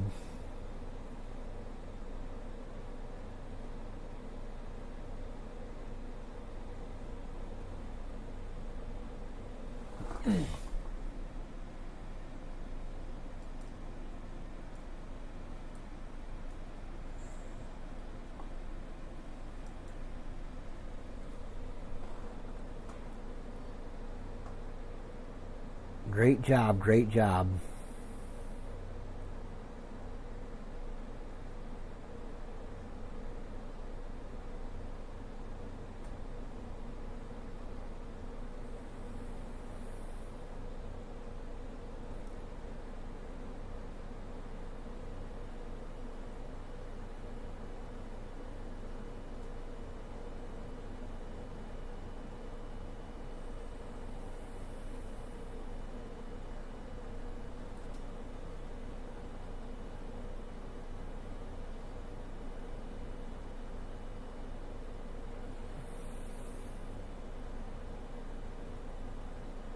Doing excellent. Keep it up. Keep it up.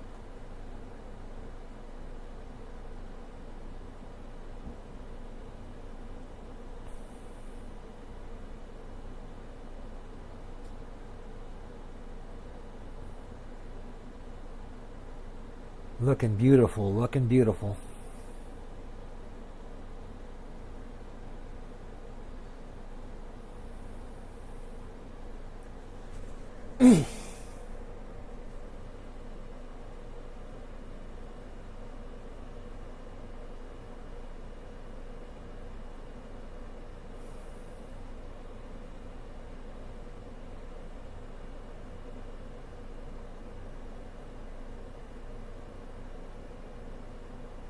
All right, take one more lap and then we'll pull you into the pits and we'll take a look at your tire wear and see what your tires look like.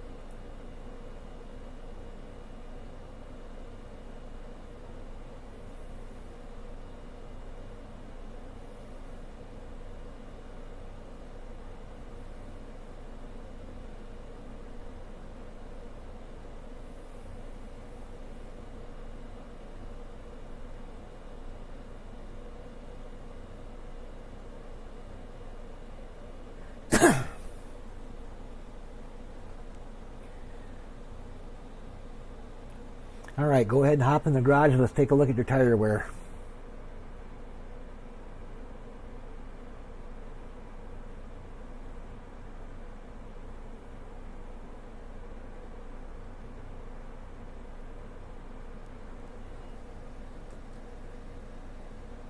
Oh, it didn't record it for some reason.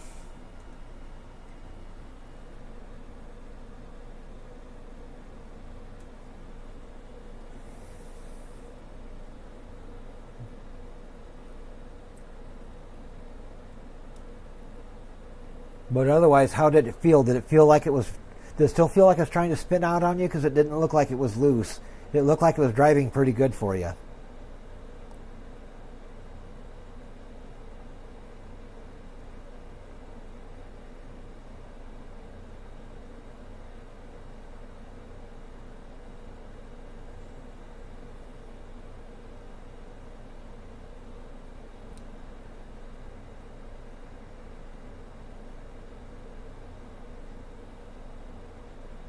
And he actually came out of that with a 0x from the looks of it. So that's actually pretty decent.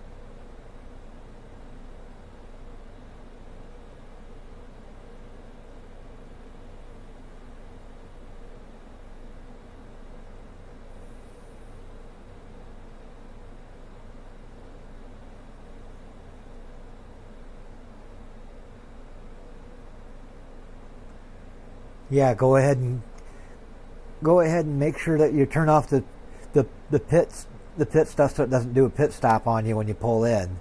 But if it's driving good, here's what I want you to do for the rest of the run, or for the rest of your test session.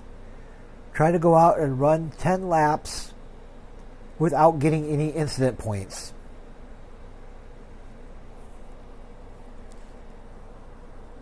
But as long as it was driving good, you pretty much got it probably pretty close to being set. And I think a lot of the problem that you had is that the fixed setup, the gear ratio is too low for you.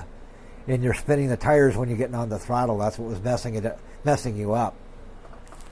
Now if you got the gear fixed, when you go to run the open setup, and your lap times didn't look like they were that bad either.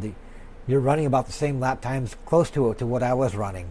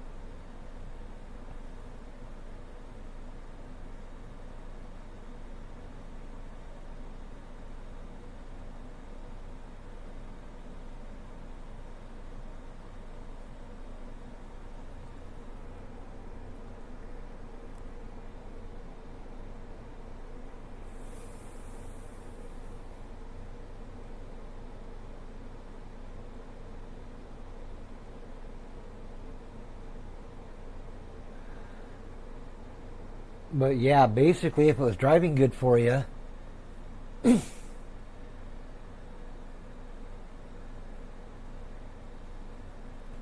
help you learn the track a little bit better, this is what I suggest to do: is go out and run stints of about 10 laps.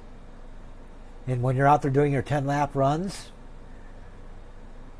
don't really focus so much on trying to go fast. Just try to focus on being as consistent as possible and try to get around the course without making any mistakes as much as you can. Your goal is to try to get a full 10 laps in without getting any incident points. That's what you want to try to do. How you turn off pit and test mode? Here, I'll show you one way you can do it.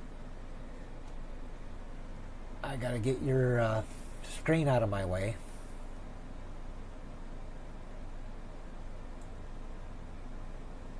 Alright, so where is my settings? Keybinds, voice chat. What you want to do is you want to come down here to your voice chat in your keybinds, and where it says quick text chat, you want to type in # the word clear and then a $sign after the word clear, and then you want to assign that to a particular button. So when you hit that button, it will clear your pit road and your pit road stuff. That's the easiest way to do it.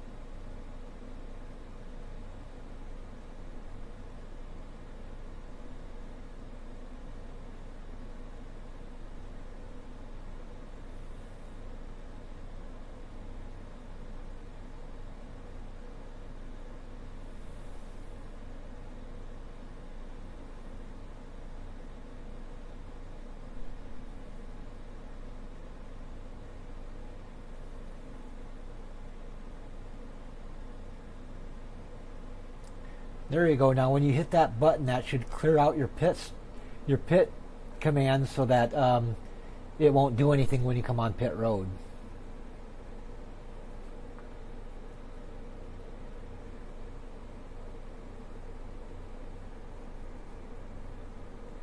So what you want to do now is go out and try running another 5 laps or so, 3-4 laps, something like that, enough to get some wear in your tires so you can see what your tires are doing. And while you're doing that, I'm going to go to the bathroom real quick and I'll be right back.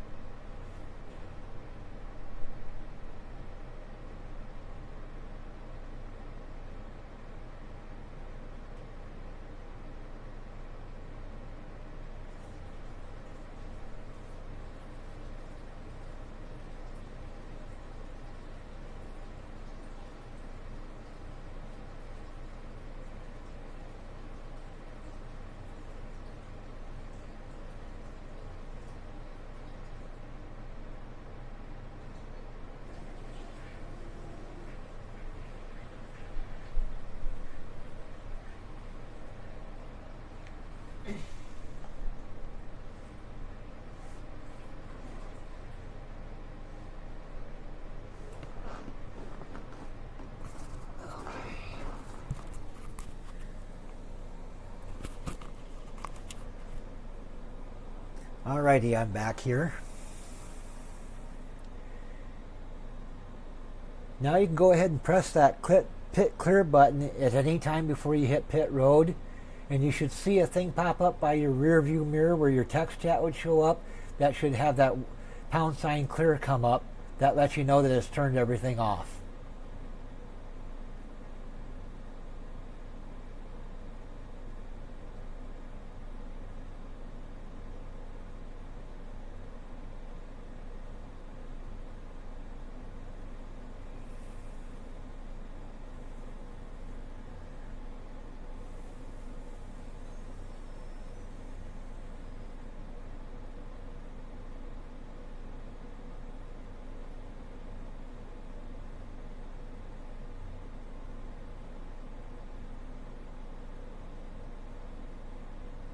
There you go.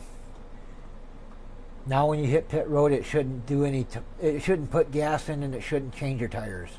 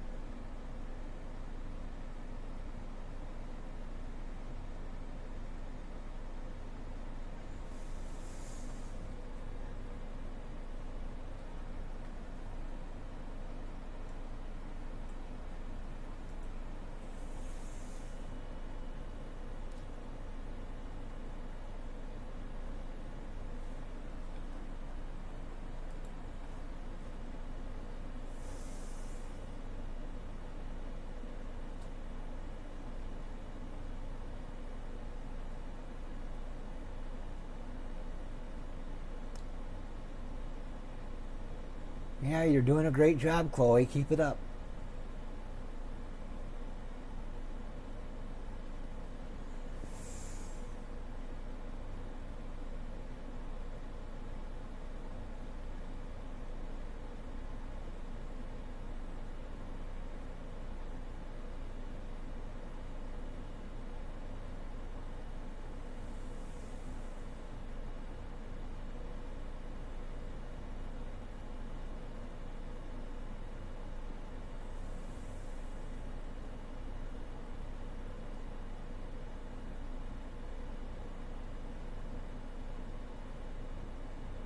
Doing beautiful, doing beautiful.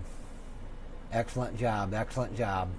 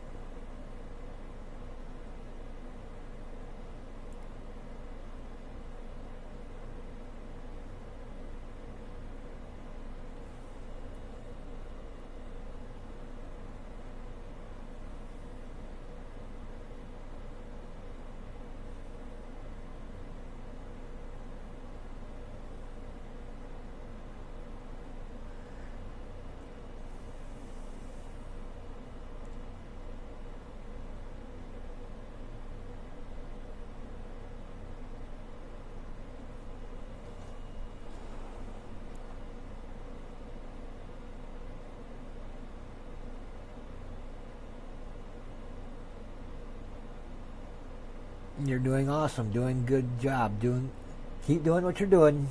You got this.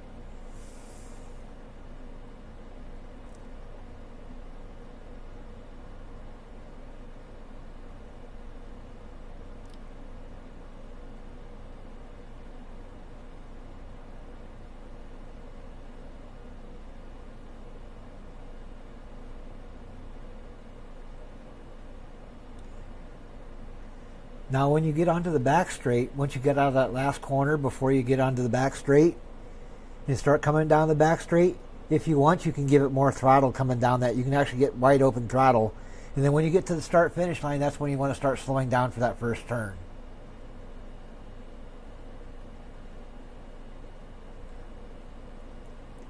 Oop, I think you got a little too much throttle through that corner, but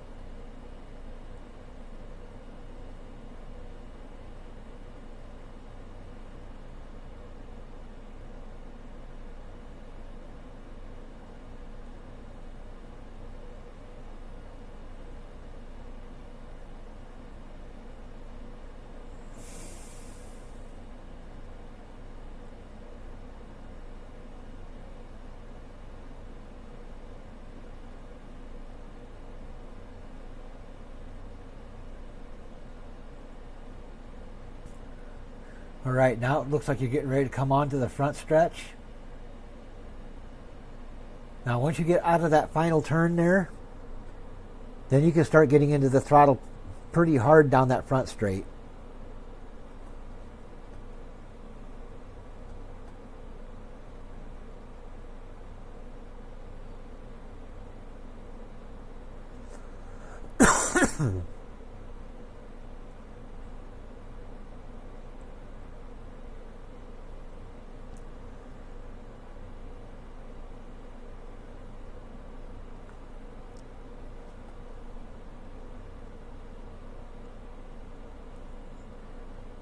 See what your tires look like.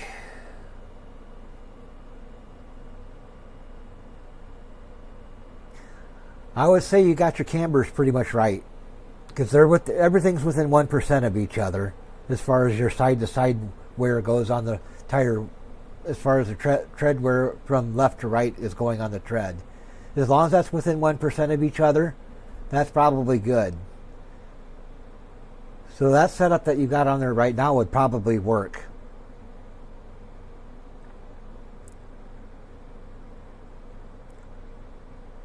Just to be sure that you got it, go ahead and save that setup. And save it as like race final or something like that.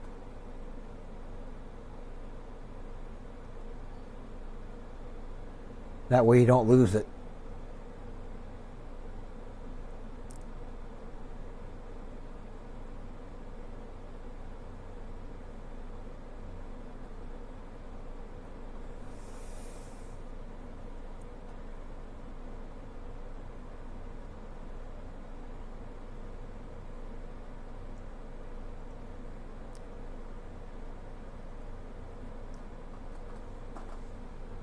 And then go ahead and name it whatever you want to name it. There you go. That'll work. GTP that 2019 for Friday truck. That'll work.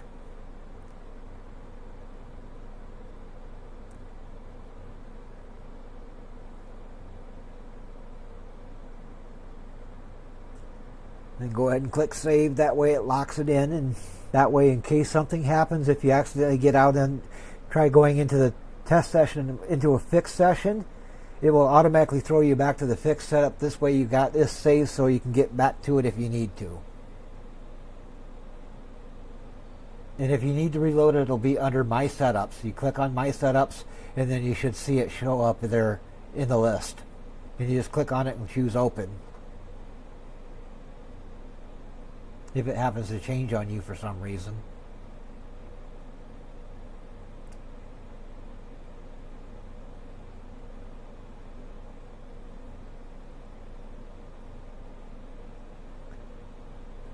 So from what I can see right now, you have to just highlight that and then click Open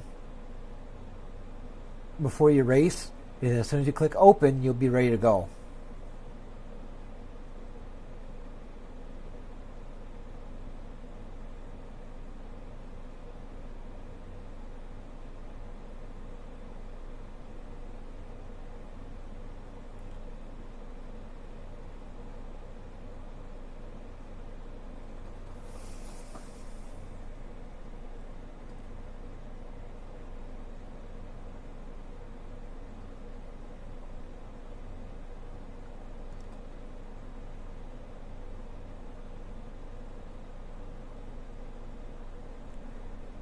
And that's all your settings for that. Your setup looks pretty good. I wouldn't change anything on it. I'd leave the rest of the setup exactly as it is, because it seems like it turns in good. Just be careful with the throttle when you're coming out of the corners so it doesn't spin on you. Because I think that's where you might have been getting into trouble, is you had too low a gear with too much throttle coming out of the corners, and it was making it loop.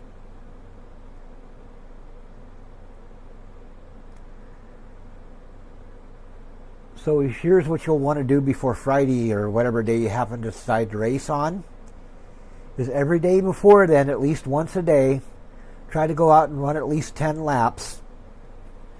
And when you run that 10 laps, try to aim for 0 incidents.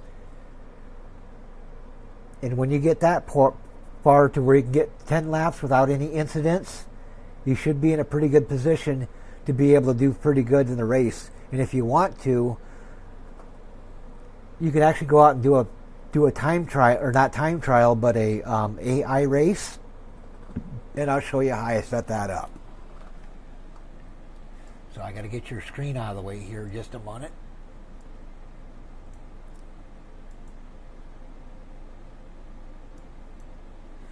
So what you'll want to do is you come back to your iRacing main page.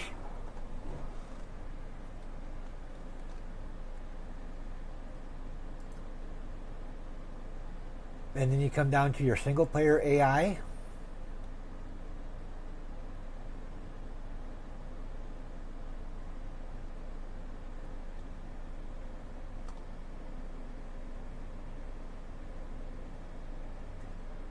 Oh, the line's no big deal. I still use that on tracks where I can get by with using it. I can't always use it because some of the classes I run doesn't let me use it. But that's fine. So basically what you're going to do now is you're going to click on single race. Come up here, select your truck. In my case, mine's the Ford. Select that. Come up here to race sessions.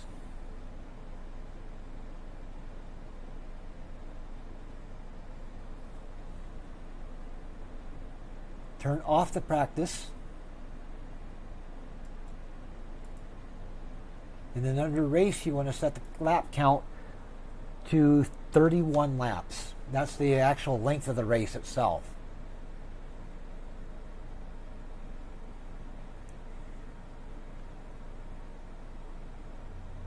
There you go, single race.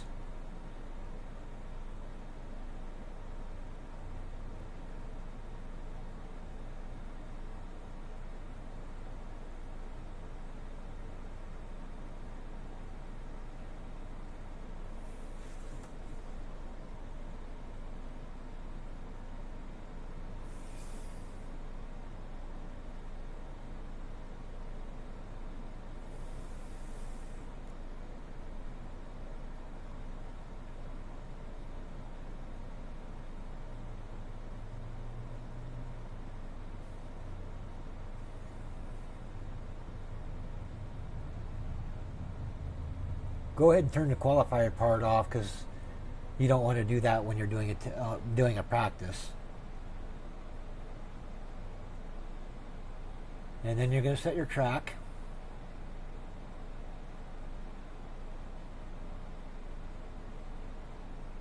You know, I'm going to give you a free tip Friday when you're setting your track.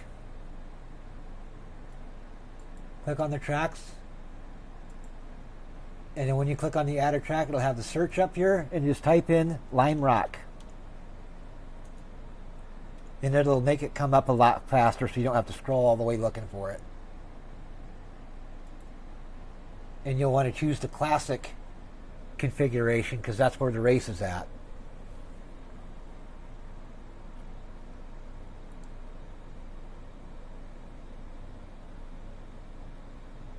And then one other thing you might want to do too is come up here to where it says time of day. And I got to pull up to find out exactly when the race is supposed to happen.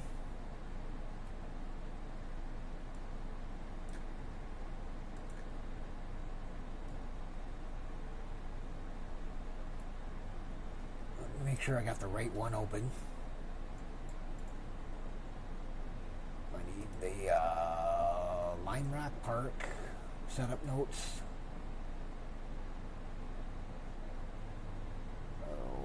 Okay, over to race.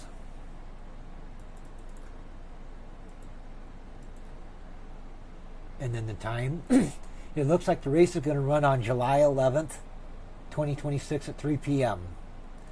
So what you'll do next, now that we know when it's going to happen, we'll come up here to the time of day and we'll set that to July 11th at 3 o'clock in the afternoon.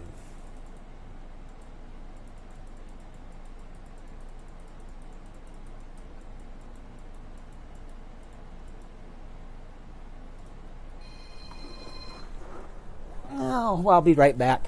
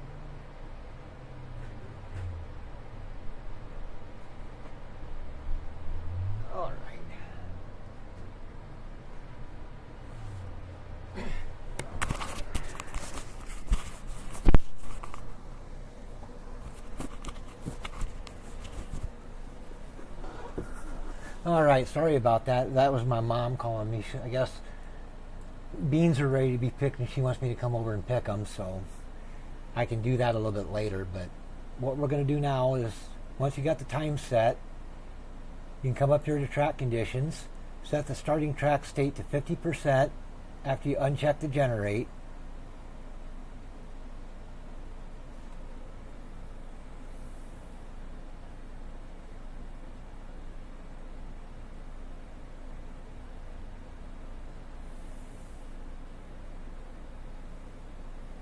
And then one other thing you got to do before you can run, once you get your track options set,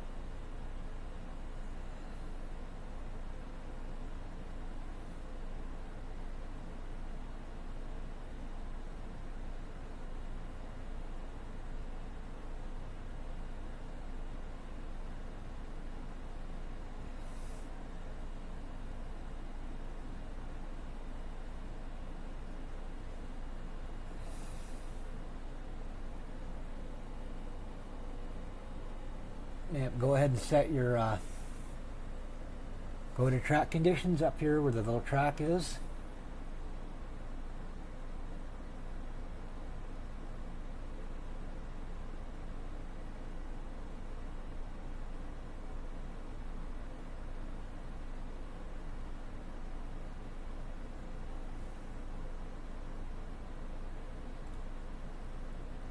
Yep, turn off the generate and set it to 50%.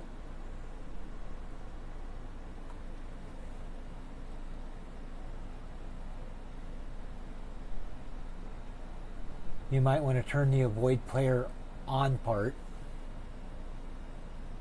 That way your AI opponents don't wreck you.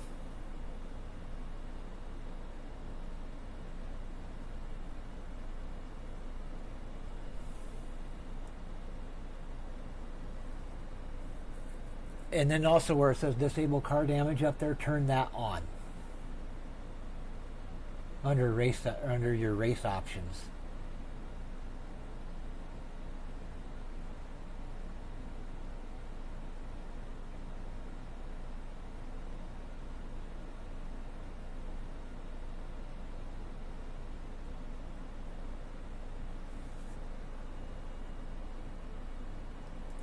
And then when you get to your AI components,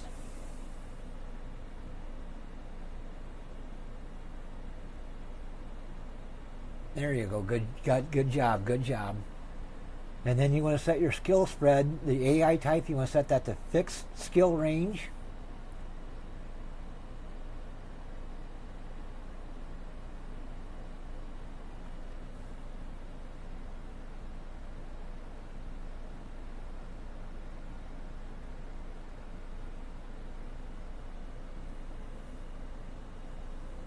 All right, change that from adaptive AI to fixed skill range. And then set your skill spread to be about 50 to 55%.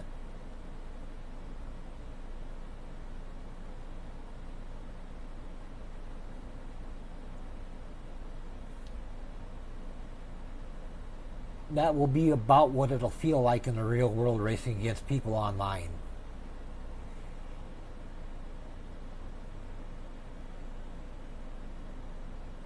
And I would recommend putting your grid position as far to the right as you can so that you start at the back of the field. That way you don't end up in a big pile up right at the start of the race.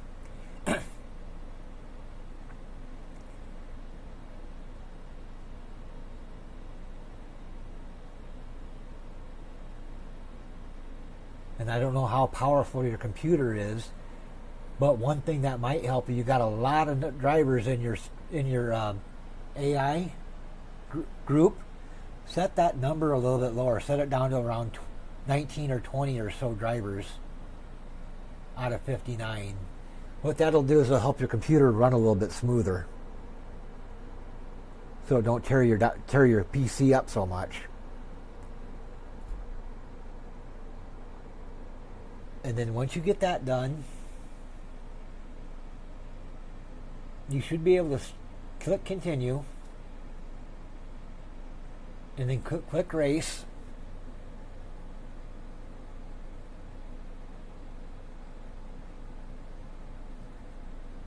And then you should be able to go out there and run an AI race.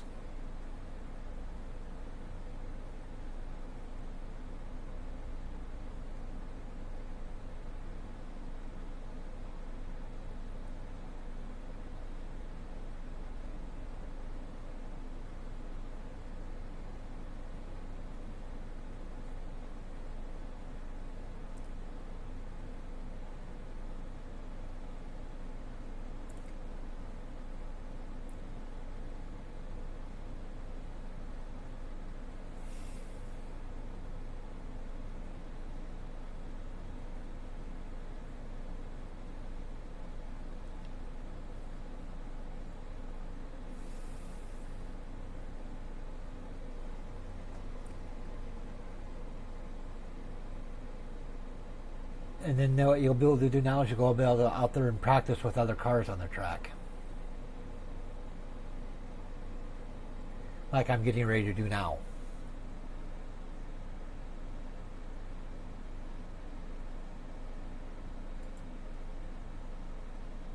We're on one to go.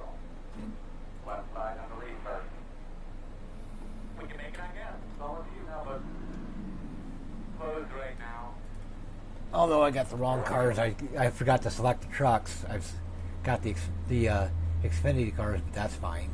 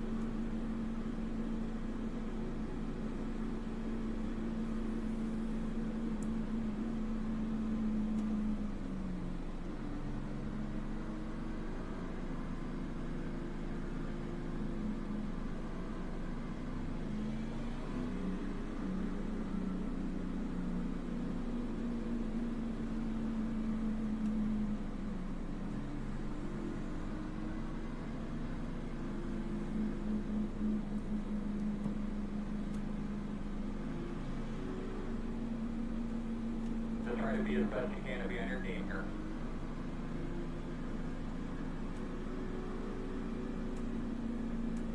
Take cars off. Be ready. Green flag.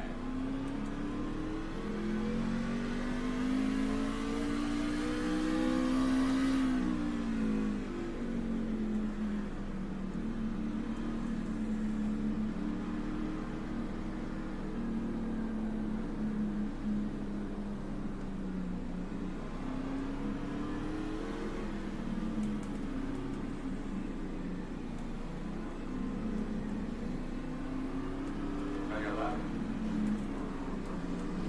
Still there. Clear. Boy, this track's hard to pass on.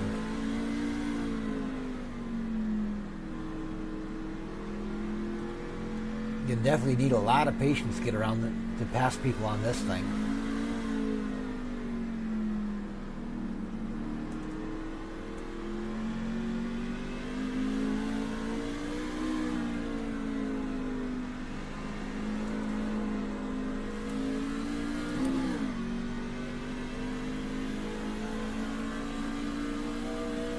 And 170.9.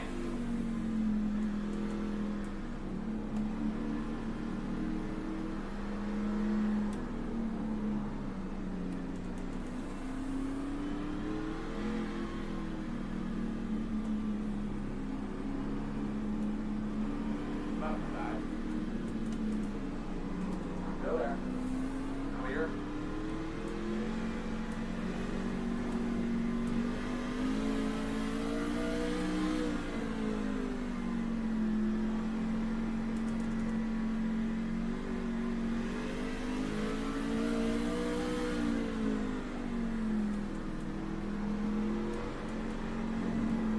Oh shit, spun it. Well, so much for that.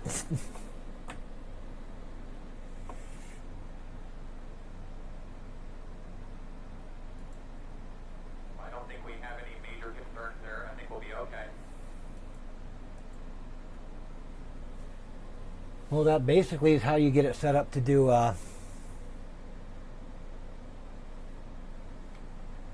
well, Chloe, you have probably a pretty good chance of getting into the same split I'm in, because our road licenses are probably going to be about close to the same.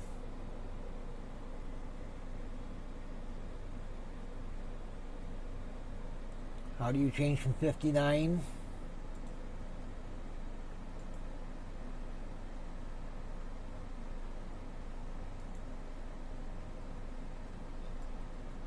Yeah, you probably have. You just slide the slider here to control how many AI drivers you get.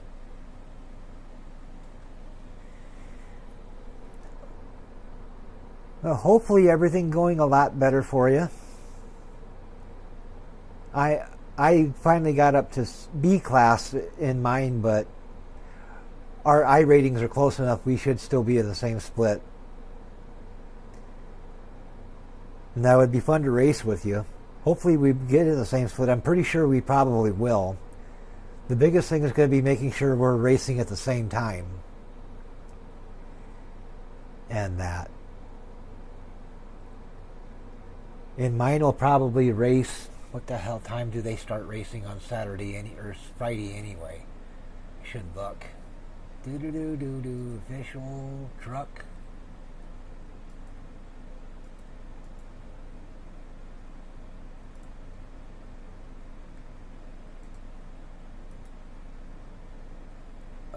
Lime Rock Park.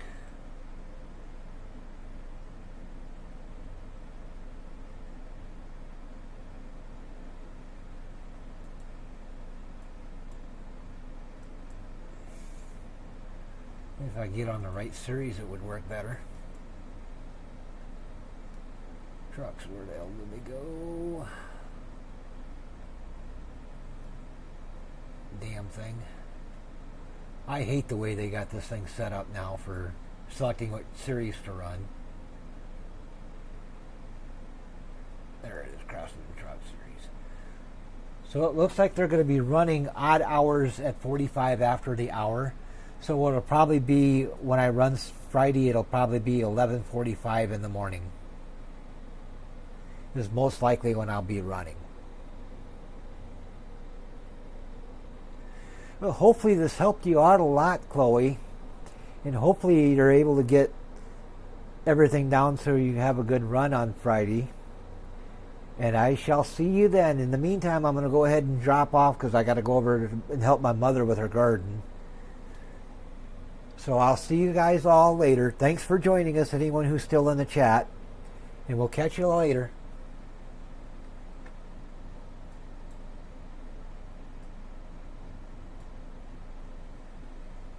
And I got to remember how to shut this thing off.